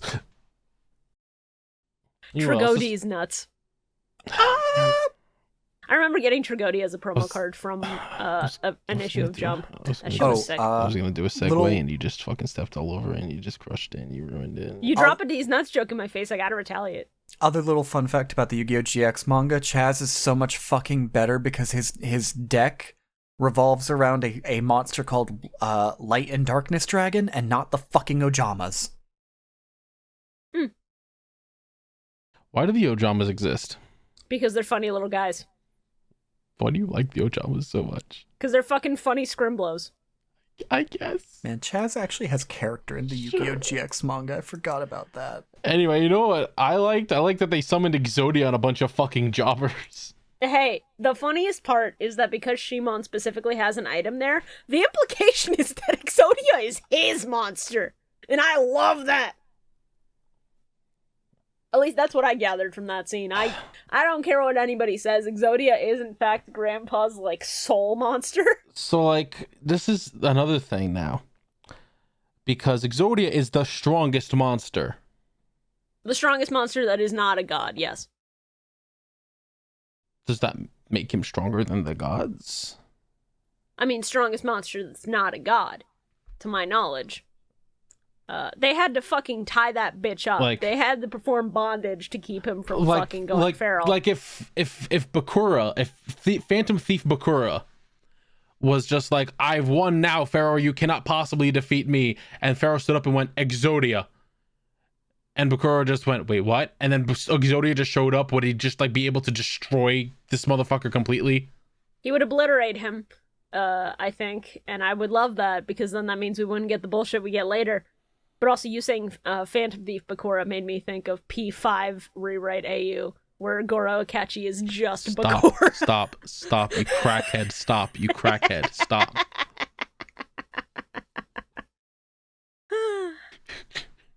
There'd be a lot more murder. Like, they fucking introduced Exodia as the strongest monster. We haven't seen him in how long? He's too outside OP. of filler? He's too OP. But, like... You want Deus Ex Machina, you call Exodia. You want real plot, you call fucking the gods. Yeah, but like, the gods got bodied by this piece of shit fucking snake freak. Yeah. I want Pharaoh to just be like, all right, it's Exodia time. That's it. Yeah. You fucked around, you find out now. He does forget he does have Exodia in his pocket, and it's not just the Egyptian gods. Especially because he basically does that with Ra. Well, yeah, Ra actually works out better in that situation because of the way that they explain how Diabound's powers work, how it hides in the shadows. So, like, yeah, sun god. It's a super fucking amazing section of the manga. Boom, done. Okay, easy. but look me in the eyes. Fat hear W. me out. Fat dub. Look me in the eyes. Hear me out. Exodia is fucking cool. It is. No, I run an Exodia deck on Master Duel. I know he's cool. Exodia deserves more respect and should he be does. more You're right. in this. You're right, and you should say it. That being said, seeing Ra turn night into day was fucking raw. Yes, it was. Please rise for my favorite Egyptian god. Let's fucking go. Taking that fat dub. Such a fat dub not there yet. that the copium had to fucking kick in. We're not there yet. We're not at that episode yet. We're talking about it, so I'm gonna start clapping. So this is where my favorite note comes in. Because let's see. They of course have the Pharaoh chasing down Bakura, which I'm like, oh, this is the scene that Darts saw. So I wonder if Darts is just sort of there, like, hello, bye, hello. That would be way too smart. But like, shit, man, it just turned into fucking day. What the Bakura fuck? starts destroying the town, and he's like, how are you gonna fight me and also save the city? And goes to attack 2 children, and my immediate thought was to pause and just say, from now on, whenever a situation arises in a show or a series where the life of a child is on the line, I want to see that kid fucking die. I want to see their blood spill everywhere. I want their guts to splatter the walls. No child is safe. Kill all of them. We can make more. Fuck children. I'm only a little bitter. It's fine. Hey, you're okay. not even mentioning the fact It's that this fine. is the world of the Pharaoh's memories. These kids It's are okay. long since already dead. It's fine. And the fact It's that okay. Pharaoh cares this much is so fucked up and evil because this is literally a life and death game for the fate of the world. What's a couple kids for the rest of the world? Pharaoh could just walk around stabbing people and not give a shit. Who cares? Also, he's the Pharaoh. He's a god himself. They would allow it. They'd be like, thank you, my lord. And then they would bleed out and die. I love how the Yu-Gi-Oh! Wiki just has random bits of information that you can tell Kazuki Takahashi was just like, oh, here's random bits of info for an art book or something. I don't fucking know. I'm looking at Shimon's page as a character, specifically the manga version of Simone, where his name is spelled Simon. Yeah. Did you know his favorite food is goose egg? Damn. Because apparently the wiki knows that. That's wild. Anyway. What were we talking about? Did Carl talk about killing children or something? Yeah. I mean, that's pretty normal. All children should die. That's just the stance that I'm taking. All children in media should be murdered brutally. They should not be saved ever. Who cares about children? We can make more. They have their whole lives ahead of them. I don't care. Their lives barely begun. Who gives a shit? Fucking let them die. Anyway, season 5, episode 35. No, I was going to mention how funny the monster Mexican standoff is and how much I love it because it's so funny that they're both threatening each other with literal fucking that's death true. with these That's true. monsters. And then fucking Seta threatening just each comes other. in and ruins it by being there and being sick and just being like, no, I'm going to fucking kill you, you white-haired bitch. Fuck you, I'm too cool. Gross is fucking cool. That's Yeah. a cool monster. It's actually much better in motion than I was expecting. It would be so much better if it had its actual color scheme that Takahashi gave it, but you know, it's Yeah. fine. Like, it's passable, I'll allow it. Episode 207! Bakura's got bullshit powers, yay! Bakura's a punk ass bitch. He sure does, yay! I want to grab Bakura and shank him in the stomach a couple times. Yeah, I want to take a giant fucking sledgehammer to Bakura's face. But also fucking Pharaoh just shouting, "It hides by night" was a really good line. Yeah. Like, hey Pharaoh, bud, can you not summon all 3 gods? Is that too much for you? Yes. Do you know how much energy that would fucking take? God damn. Yeah, they literally use up their physical energy to summon a monster, and the strain of summoning a god, and then also feeling the damage it takes when it's tanking that many hits for a bunch of dumb fucking kids. Yeah, he would die. And? He's already dead. He would run out of ba. It's soul life energy. It's okay. He can just redo it. Hey, now here's the thing. Here's the best part about that. Is that the dub pretends like Bakura knows he has this power when in the sub, he just starts fucking going like, this is the end, isn't it? No, I can't let this be the end. I have to find a way. And then it just magically fucking happens. So, That's worse. you remember how last episode I said that in the manga, this was the actual memory Bakura, not our Bakura that we know from modern times? Mhm. Yeah. Yet another case of where they've completely and utterly fucked themselves over. Because it's really important that Bakura is just the memory of Thief King Bakura in this section. Because in the manga, they explain the fucking time rewind thing as a power that is unique to modern Bakura and Zork. Yeah, that tracks. So stupid. Cause there's a big reveal in the next few episodes, or at least in the manga there's fucking supposed to be. Because I think in the manga, yeah, we don't get to see this until episode 211. Really? Fuck off. Shit. And that'll be in the next batch, if nothing else. It will.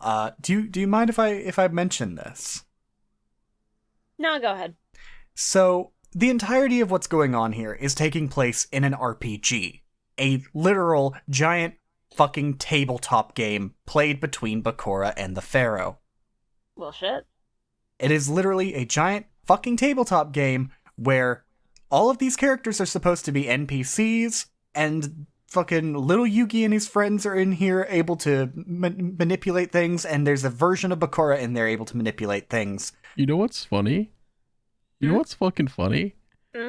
Medi I was talking to Medi the last time we were recording.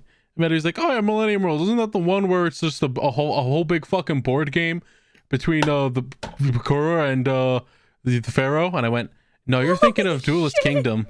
Holy shit! Yeah, I was like, "You're thinking of Duelist Kingdom." Oh and he's my like, "No, I'm pretty sure there was a whole arc where that happened." And I was does like, Medi stumble into spoiling so much shit like this? It's really fucking funny. So funny. I was like, "No, I don't." You hit me with that, and I was like, "Oh, Medi was right."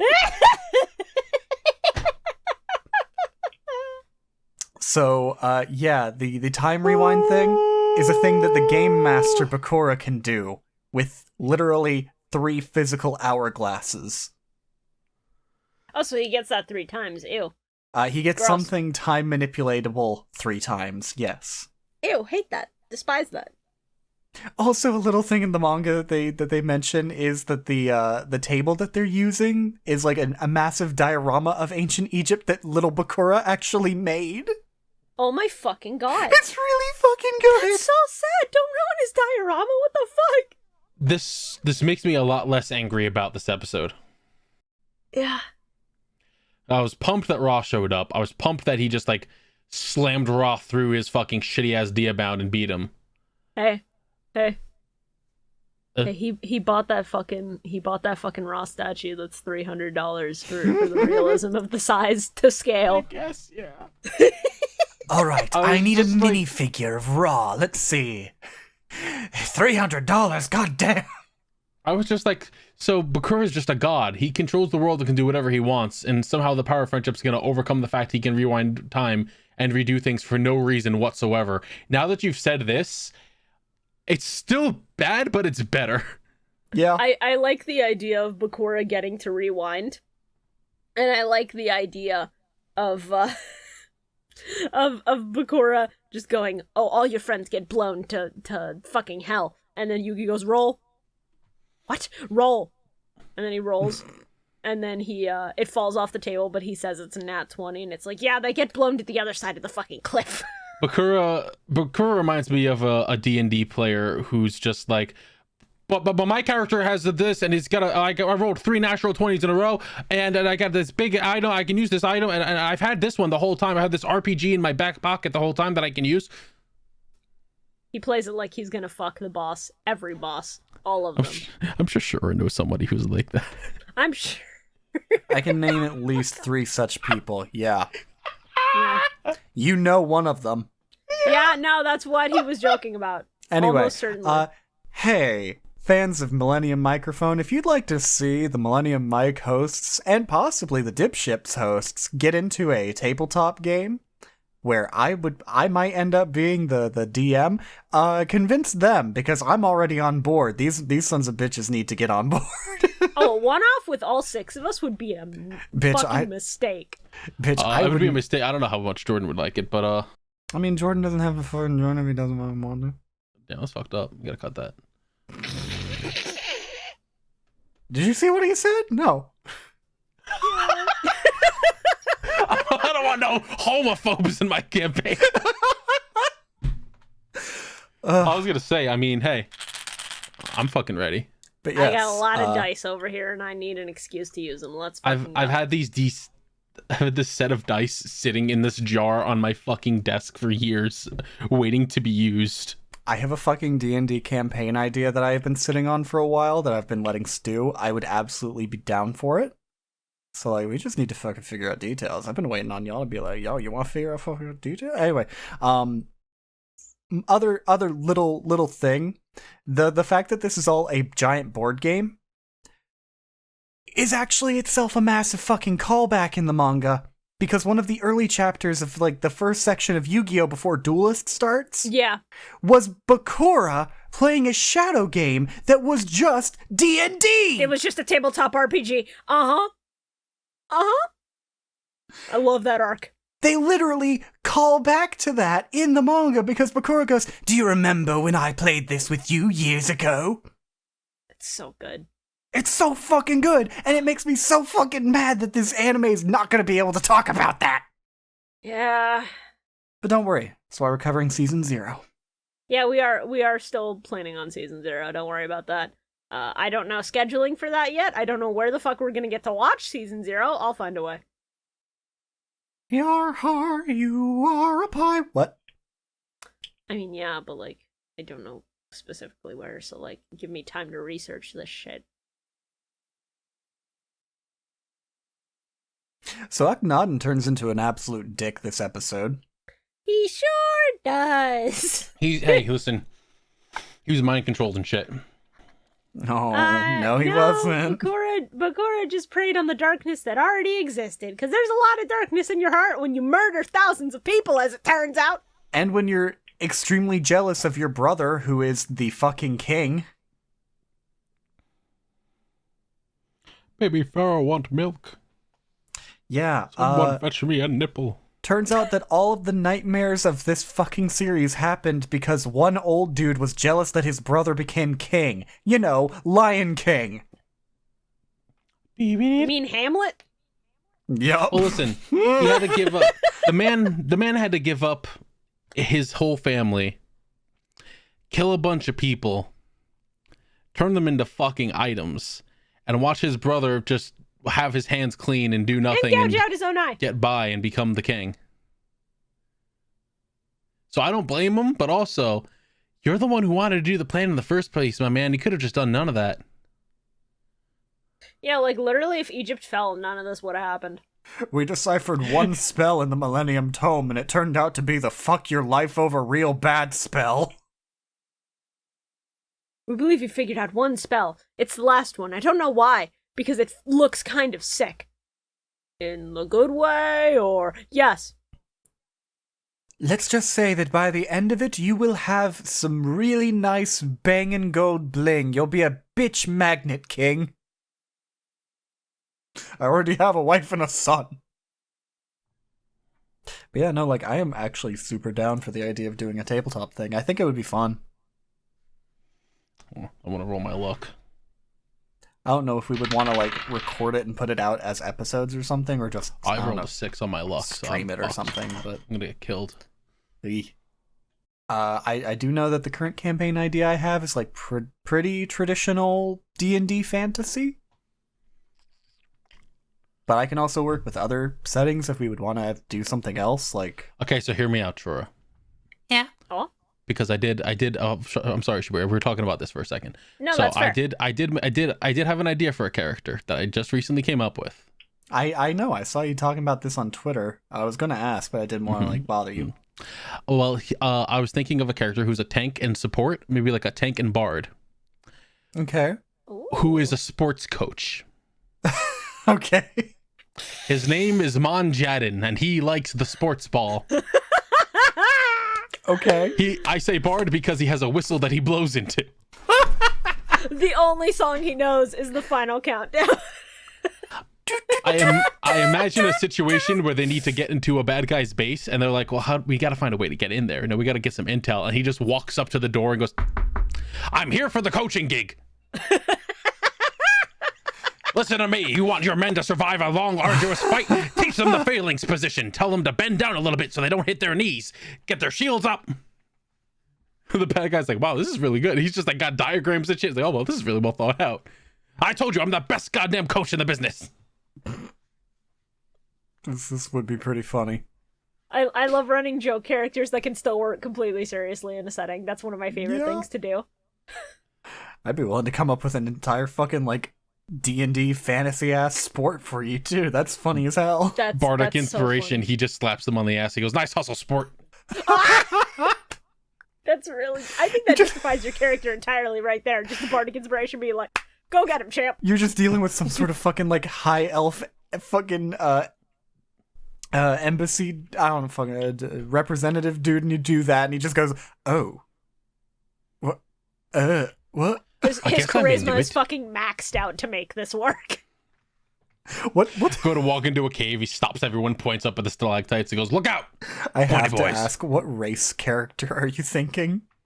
Oh, he's a normal ass human. He's a sports coach who isekai'd into this fantasy world. I was about to say, because it would be really fucking funny if this dude were like a fucking gnome or something.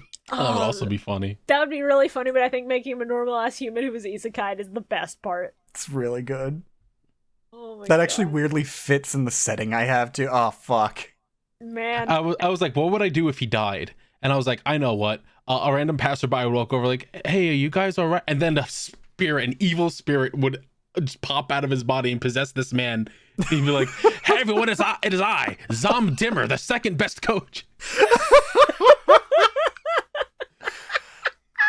Oh, God, you just have like a fucking Holy demonic ancestry of coaches. Oh, fuck. A this is demonic funny. sports demon.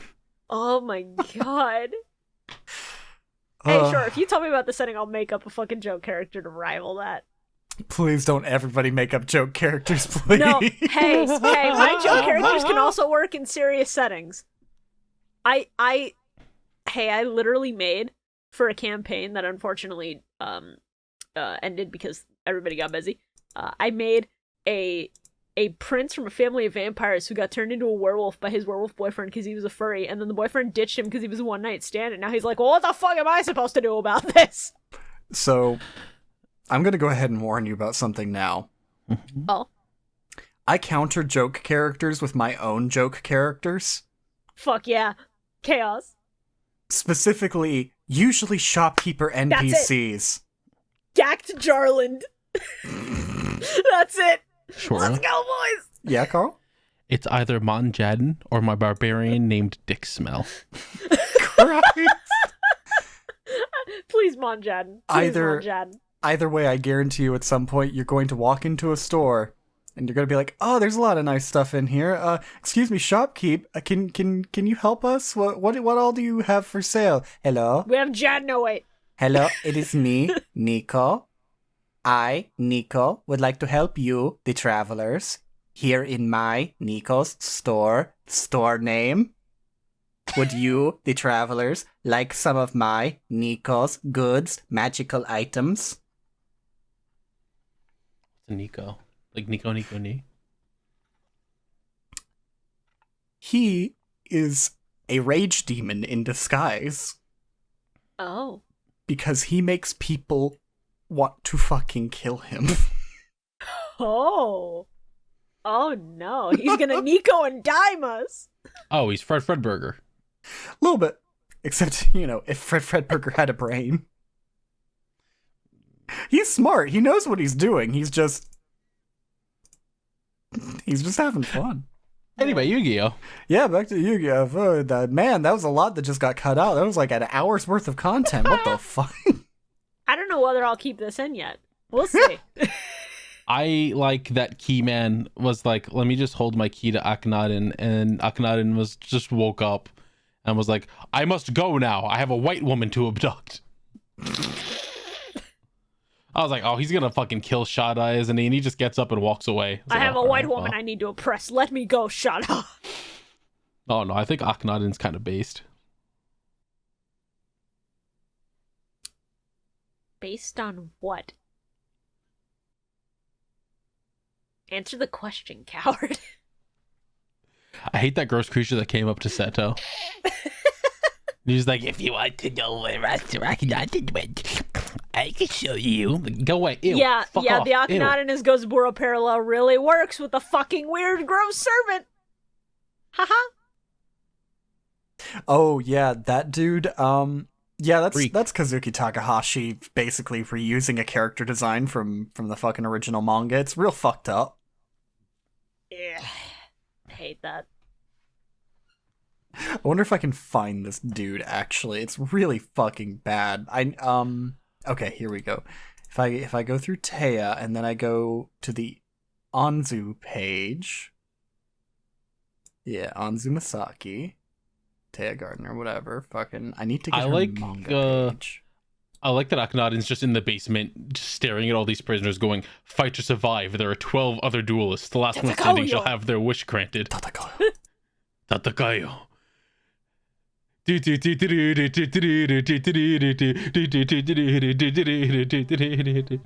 Also, the fact that this is just JoJo's basically. Yeah, these are just stand battles that they're doing. Yes. Here we go. Oh. The, god damn. So the dude that they have in the dungeon that is forcing the other prisoners to fight, the fucking little gremlin of a man. Yeah. Show me how disgusting he looks. He looks about the same in the manga. I was thinking of a different character who at one point tried to, roofie Taya. Wonderful. However, the wiki did just, in fact, fucking flashbang me by telling me not only his name... Oh, no. Gebelk. But also that he is, in fact, the present-day incarnation, or the ancient Egyptian incarnation of Hobson. Yeah, I fucking knew it. That tracks, yeah. Gross little evil creature. Ew, ew, ew, ew, ew. Yeah, that tracks. Yeah, what's wrong with giving Taya roofies? You think that she would like having a roof over her house, her head? Giving her a free house? Is that not what roofies is?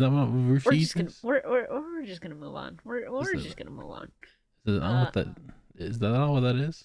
Hey, it's fucked up when Akhenaten in the sub just explicitly goes, "You need to kill the girl by taking her monster and then take over Egypt as the new pharaoh, because let's face it, this guy's fucking dead." And also Sweet, that's the next episode. No, that's this one, isn't it? No. This one ends with him going, "Fight to survive." Oh, and yeah. Seto going, "What the hell? They're stand battling." Yeah. Seto they walks really up are, on part 3 and he goes, "What the fuck? Hey, it's even in Egypt. Isn't that funny? Isn't that funny? Yeah, exactly. Isn't that funny?" Exactly. Yeah. Maybe they were inspired by JoJo's. A little bit, maybe. Like, you just read part 3 and went, "Hey, Egypt's neat. I should look more into that." And then he was like, "Oh, fuck, this is sick. I can work with this." Zakaria. Tanake for Octai again. When are we doing the Zash Bellcast?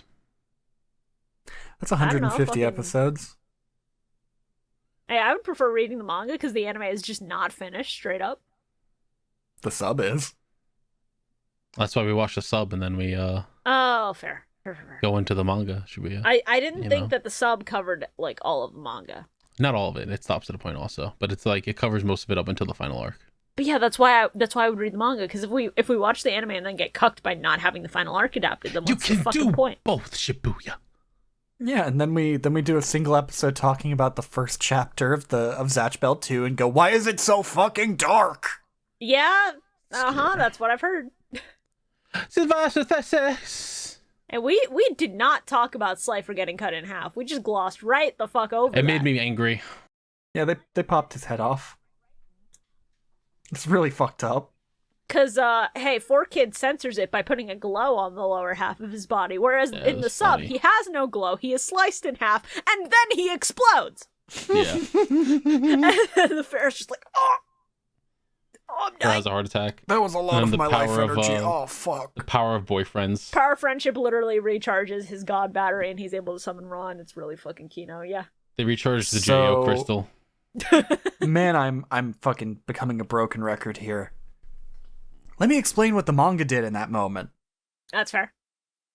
When little Yugi shows up to help the Pharaoh, it's not the power of friendship gives me more power. It's literally right, Yugi is also part of me. Therefore, his and my soul are connected. We're linked. He's literally also part of my life energy. Yeah, they don't explain that in the sub either. It's just like, how do I still have energy? Yugi.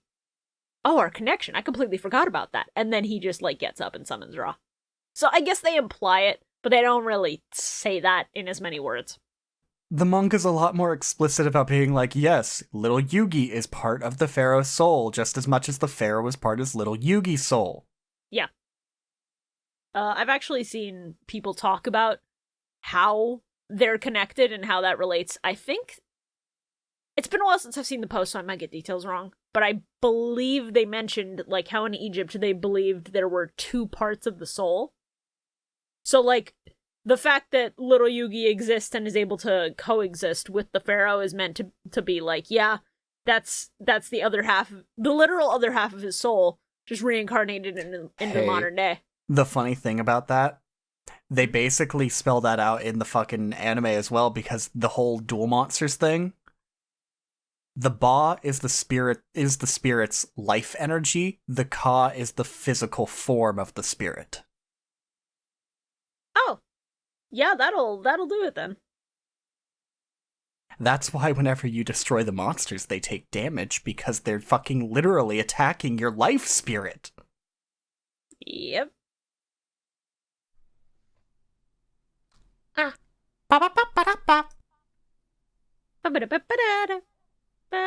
Kisara's almost dead. I hope so. The one time I'll give props to Tristan is when he Bakura kills the pharaoh by having him fall off a cliff, like it's literally Lion King shit. And then I'm like, hey, somebody better punch Bakura right the fuck now. He is in walking distance and I need you to fucking do it. And then Tristan actually does it. Yeah, I was like, just push him off the cliff. I was like, oh, they probably can't interact with him. And then Tristan punched him, and I was like, throw him off the cliff. He's also an intruder in this world. Of course he can interact with him. And then it's fucked up how Tristan gets grabbed by the neck and strangled for a few seconds. No, it's fine. He got evil placed inside of him, but he's stronger than the evil of Yeah, it's Bakura. weird that the dub implied that he had evil placed inside of him when he really didn't. He was just being choked. No, you see, he did have evil put inside of him, but it didn't work because Tristan is already the ultimate evil. Evil requires a high enough IQ. It really doesn't. He failed the skill check. It really doesn't require that high an IQ. I'm saying in the Yu-Gi-Oh world, please, just... Yu-Gi-Oh is not real life, let's remember that. We can pretend here. Did you want to say Mark with Alexander the Great? Because he's pretty not smart. So, Wisdom and intelligence are 2 different things. So your IQ can be high and your actual practical intelligence can still be shit. That's what I tell people. Christ. Fuck.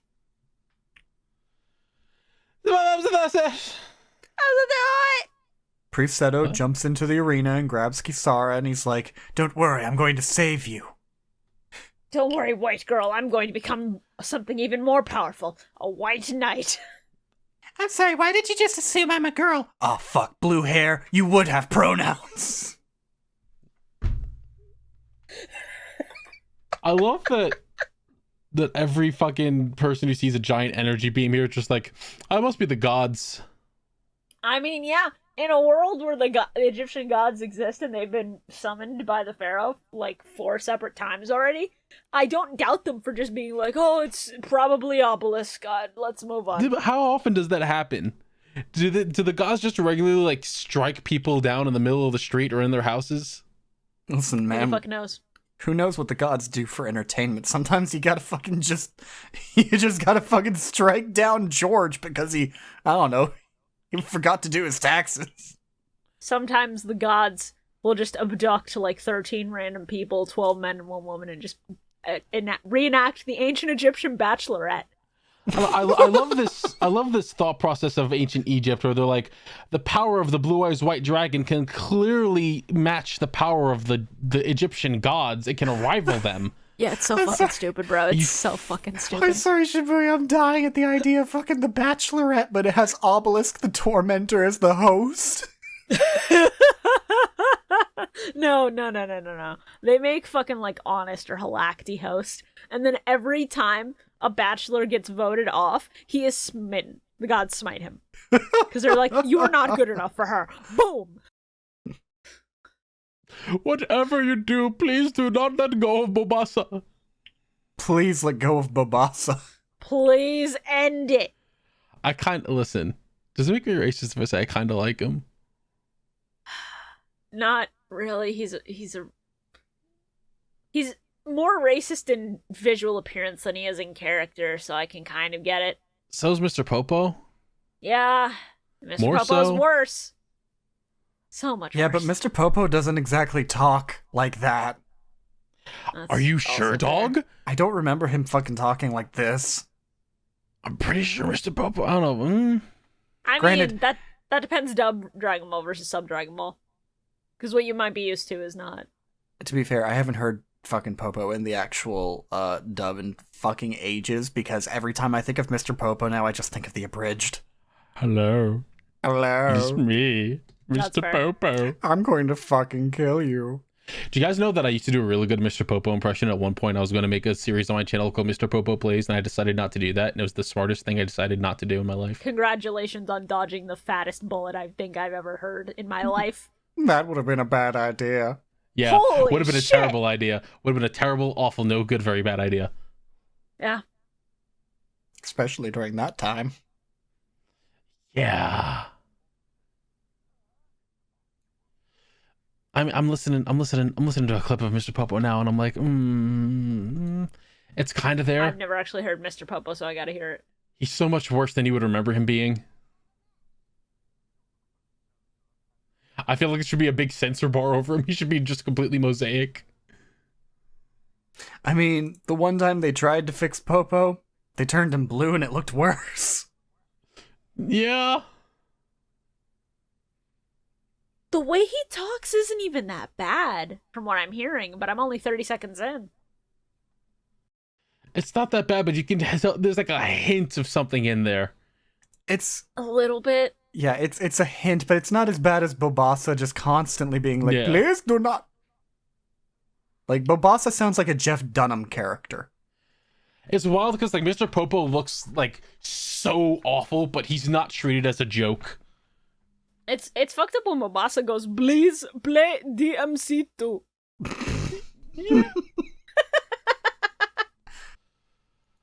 Oh shit. Randy Newman, is that you? I like Stop. I like Joey looking at the fat guy and going, "Don't do a cannonball in the water, ha ha ha! Ha ha. The whole Nile will Ha, come ha. out, ha ha!" Hey, what's worst? Fat jokes or being racist? Ah! I mean, being racist, but they're both pretty bad. Yeah, no, they both suck is the point. I mean, one is obviously worse than the other, but like neither is good. I really appreciate that ancient Egyptian Seto isn't an asshole who's like, yes, I should be king. Oh, he hasn't gone through his fucked up trauma yet. That'll happen soon. Oh, I know. It's just very nice that he is remaining very loyal to the pharaoh, and it's actually very refreshing. Considering modern day Seto would have absolutely been like, yeah, I deserve to be king, fuck you. Fucking Seto looking around just being like, "These hoes ain't loyal." See people just run off disrespecting the pharaoh's name, running off and not listening to what he says, just like, "I'm the most loyal one here." It's great. So Bakura goes back to Kol Elna, goes to the fucking tablet, and he's like, yes, I'm the triangle shape goes in the triangle shape. I'm a very smart little kitty. Yami Bakura I hate released that. the video, the TikTok video reacting to the fucking guy who's just going, and where does the circle go? That's right, the square hole. And where does the triangle go? That's right, the square hole. And he's just trying to free Zork, and Zork is just like, you idiot, it's always the square! Oh, You gotta put them in the right one to catch us, spit the ball into the square hole.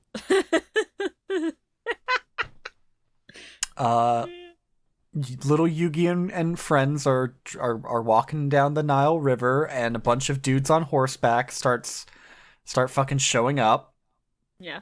and then they get fucking drenched, soaked even. Well, Shora, you're passing over the best part where they meet Mana, and she goes, "Pharaoh, what happened to you, my king? Oh, You've right. shrunk." Oh no, they put my boyfriend in the wash.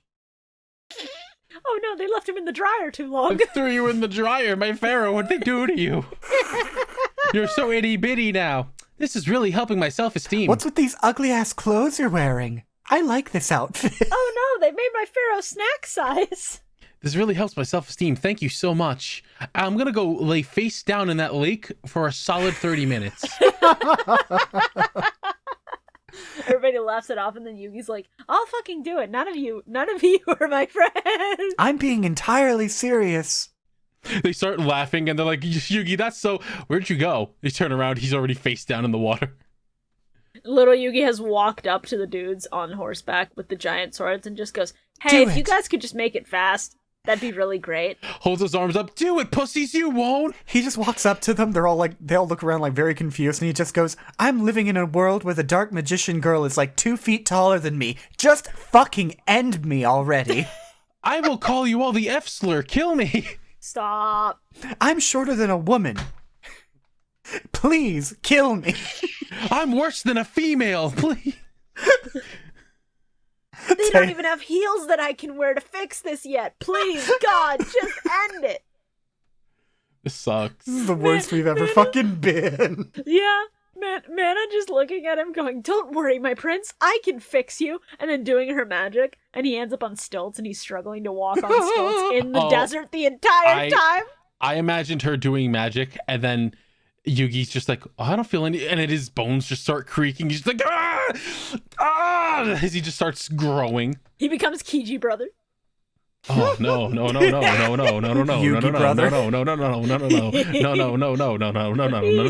that make Joey Inu brother? No, it's Inu brother to Kiji brother transformation, because first Yugi is a manlet and then Yugi is an abomination. I know, but I'm saying that Joey, being the fucking dog, has to be Inu brother. No, Joey's not cool enough to be Inu brother. Because when Inu brother's out of suit, I love him.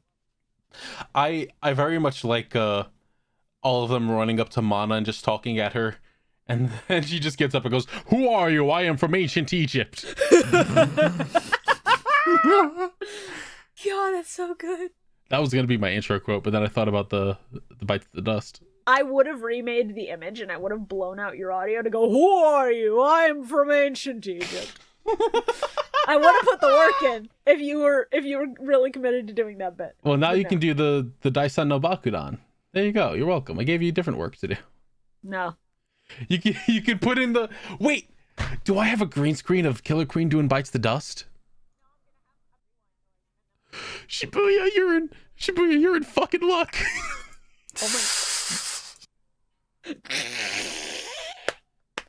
Hey, let me tell you right now, if Toei, or whoever the fuck owns the anime, if they didn't just nuke anime clips on site on YouTube, I would put that over Yu-Gi-Oh footage in our video version. But I can't. You can still do it for Twitter. You can, because I don't think they'll claim this, because it's not the full video. And also, it's like... No, I mean like fucking 4Kids or whoever they are now claims it immediately. Right. Yeah, like the actual Yu-Gi-Oh clips. I got you. I get what you mean. I'll put this motherfucker in the thumbnail, though. I'll put the little guy in the thumbnail. No, Bakudan. So Mana, Whoa. you said your name was Mana, right? You remind me of the Dark Magician girl. I'm going to change my name to that. That's a good name.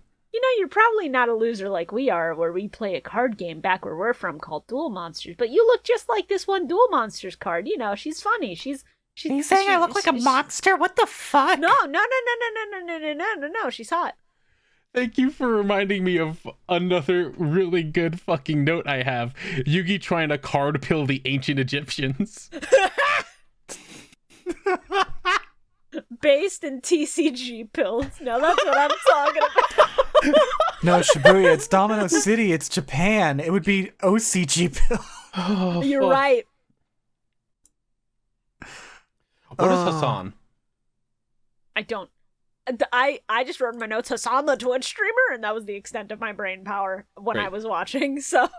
Man just shows up unannounced and is just like, a great evil will befall your kingdom. Goodbye. I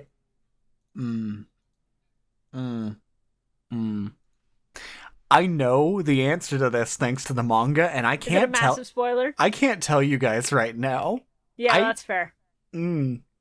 Is it like at least based in actual Egyptian mythology, or is it just a name that sounded like it could fit? You can't even reveal that? This is some good salt that I'm preemptively tasting. Oh. Oh no. That doesn't fucking bode well, Shora.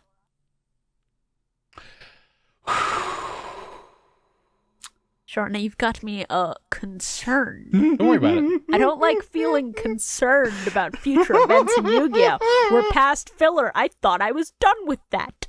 Don't worry about it. Oh, it's not gonna filler. worry about He it. shows up in the manga. No. What I'm saying is that I thought the need to be concerned with future events in Yu-Gi-Oh! Was done because we're Don't worry in about it. like the last canon arc. And now you've got me filled Shibuya. with concern. Hey, Shibuya. Hey, Shibuya. Did you just look it up? Is that why you're saying don't worry Hey, about it? Shibuya. What? Wah! Baby Pharaoh want milk. Somebody fetch me a nipple. See, I wrote verbatim, this baby pharaoh crying like a fucking cat who needs to take a shit, Lamau.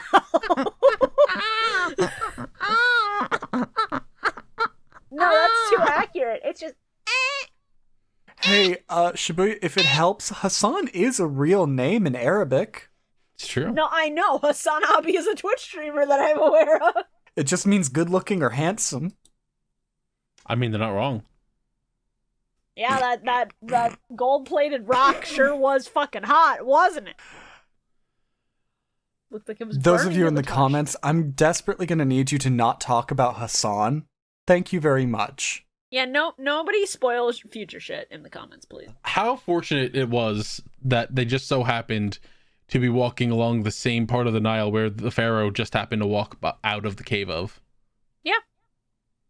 I'm And then shocked Teo- Bobassa didn't smell the kid and his dad fishing and then just go, Bobassa want food, and then jump. Babasa fish. Like fucking sucking up all the fish like a vacuum. Bobasa thirsty. Babasa hungry.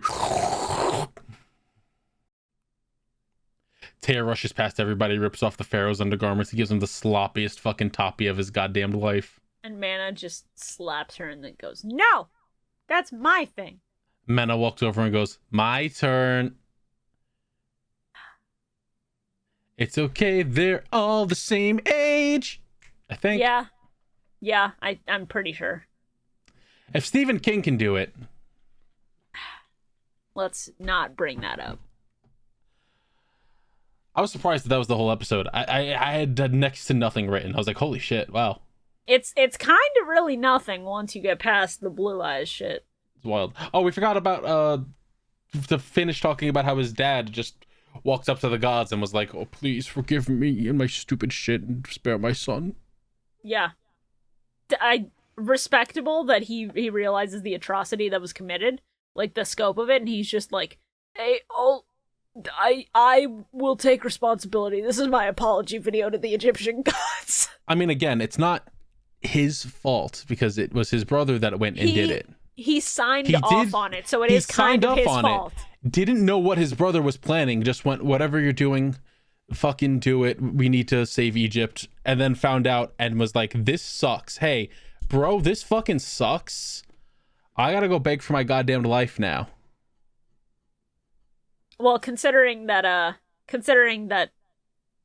the pharaoh would literally not have been born if the Millennium items weren't used to save Egypt at that time, like begging for him not to have to face any like world-ending events is a little fucked. Considering, like, yeah, you brought one on. I do like that. That's like the only memory that this boy has of like his father showing affection. Because in the sub, this man does not talk to his son. Like, almost ever. Not even when he's a toddler fucking walking over. What was everyone's least favorite monster in play? Oh, you mean my least favorite slab/play? Yeah. I just wrote monster instead of slab. That's what I'm calling them for the final arc, because I think it's really funny. That's fair, it's pretty funny. My least favorite was Gadul, that weird fucking spider caw. I also wrote the spider. I just wrote Diabound. I hate Diabound. That's fair. That's fair. I hate that fucking tapeworm spider. It sucks, it sucks, it sucks, it sucks. Fucking Yeah. sandworm next to it's no better. Whatever that monster was called. The gross organ-looking freak. Hey, can we all agree that our least favorite play was Bakura fucking doing the Deus Ex Machina time reverse bullshit? Yeah, that's where my opening note came from, where I wrote Nia bound to Daisundo Bakudan bites the dust. Yeah. Fuck that. Do you agree, Shura? Yeah, sure. All right, favorite slab play. White woman. Respectable. That's fair. Say him, Shibuya. I don't know whether I want to say Mahad or Ra, because both are really good. You should say And Mahad. Both are kings in my heart. Because he's Mahat. Mahadi. You're right, it is Mahad. Good. I picked Duos. I picked Daddy Magician at first, but I changed it to Duos because I figured I'd give you the hot man. Thank Duos you. is really I cool. appreciate that. I'm going to go ahead and tell you this now. There's going to be a moment that's really fucking good with Duos that I'm looking forward to. Oh, I'm excited. What was everyone's favorite play? Mine was Genocide. Mine was Women Respect Her Seto Kaiba. I'm sorry, just Seto in this. Women Respect Her Seto. Seto Kaiba would never. Mine was when they dropped Bobasa and he died and we never saw him again. My favorite play was Baby Pharaoh One Milk. Wow, your favorite play as a child? Bold statement from Carl. No. My favorite moment was Bakura getting set on fucking fire. That's also really good. Yeah, that man was incinerated. He That was was really fucking literally good. fucking incinerated. It was great. Oh, I love that.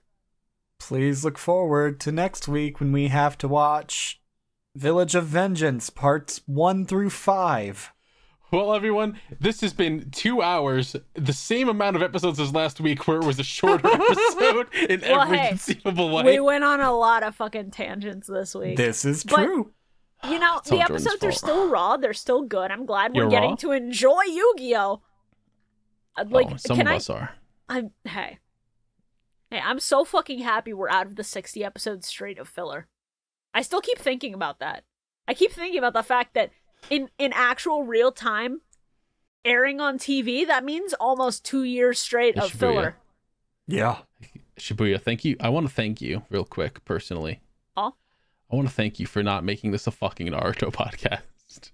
Hey, Think of how much worse it could have been with filler. Hey, I love Naruto. I'm never gonna make anyone watch all of fucking Naruto when 40% of it, Imagine 40% is filler.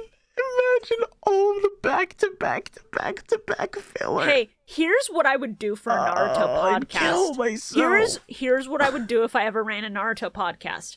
I would use Patreon money to buy everybody a copy of the Naruto Ultimate Ninja Storm Legacy Collection with all 4 of those games. I would supplement that with manga reading where necessary. We would do 1 podcast for each game, and that would be it. Because those games actually fuck. They are maybe aside from them leaving out some details, they are the best way to experience Naruto and enjoy it thoroughly. Those are really fucking good games. Oh, it's a shame I'm making you all watch all of One Piece. Anyway, thank you all for watching this episode of Millennium Microphone. Next episode, because you forgot that I have to say what episodes we're watching next. Next episode of Millennium Mike, we will be watching another set of 5, Village of Vengeance parts 1 through 5. Number-wise, that is episodes 209 through 214. Or, if you're watching the dub only, that is season 5, episodes 37 through 42. Woo! You fucking hyped? It's a fucking 5-parter. This is gonna be something. Listen, it's labeled as a 5-parter, but so far this arc's been fucking sick, so I expect it to be good. Well, thank you all for listening, and we'll see you all on the Nautical Mile. Wrong show. Wait. Wrong show. Your ad space was an hour ago. It's fine. Quick, we need something funny to end off on. You gonna do this bit again, or no one says anything? Because we're all fucking broken human beings. What? You think Bakura's shoulders are just covered in dandruff? No. No. I'm just picturing Bakura breaking it down still. Thief King Bakura busting it down white boy style. Thief King Bakura going, I sure do wish I had my Walkman. Thief King Bakura going, please, I showed you my Zork, answer me. I showed you my dragon penis, now show me yours. I come from a land down under, where bidders flow and men chunder. He's dancing around like, what the fuck is he doing? That's... Man, I really want to go back to the future. God, I hate it. End the show. End the show. No, I have another bit. The Shadow game is a lot of fun, but you know what's more fun? A more fun game is a game with the Mets, baby. Let's go, Mets. Love the Mets. Get a home run, baby. Love the Mets. This sucks. Among Us. Thank you for listening to the Millennium Microphone. This podcast has been a lot of fun for us to work on, so if you like what you hear, please make sure to go follow everybody's social media down in the description. We also have a Patreon where you can help support us directly and fund us watching future seasons of Yu-Gi-Oh! Like GX, like 5Ds, like Zeal, Zexal, whatever, Arc V, and maybe more if we hit that. Who knows? That is over at patreon.com/MillenniumMike. It has been a wild year of us watching Yu-Gi-Oh! And we never could have made it this far without you guys. So thank you so much for all of the support. It means a lot. Here's to plenty of duel monsters, and we will see you next duel.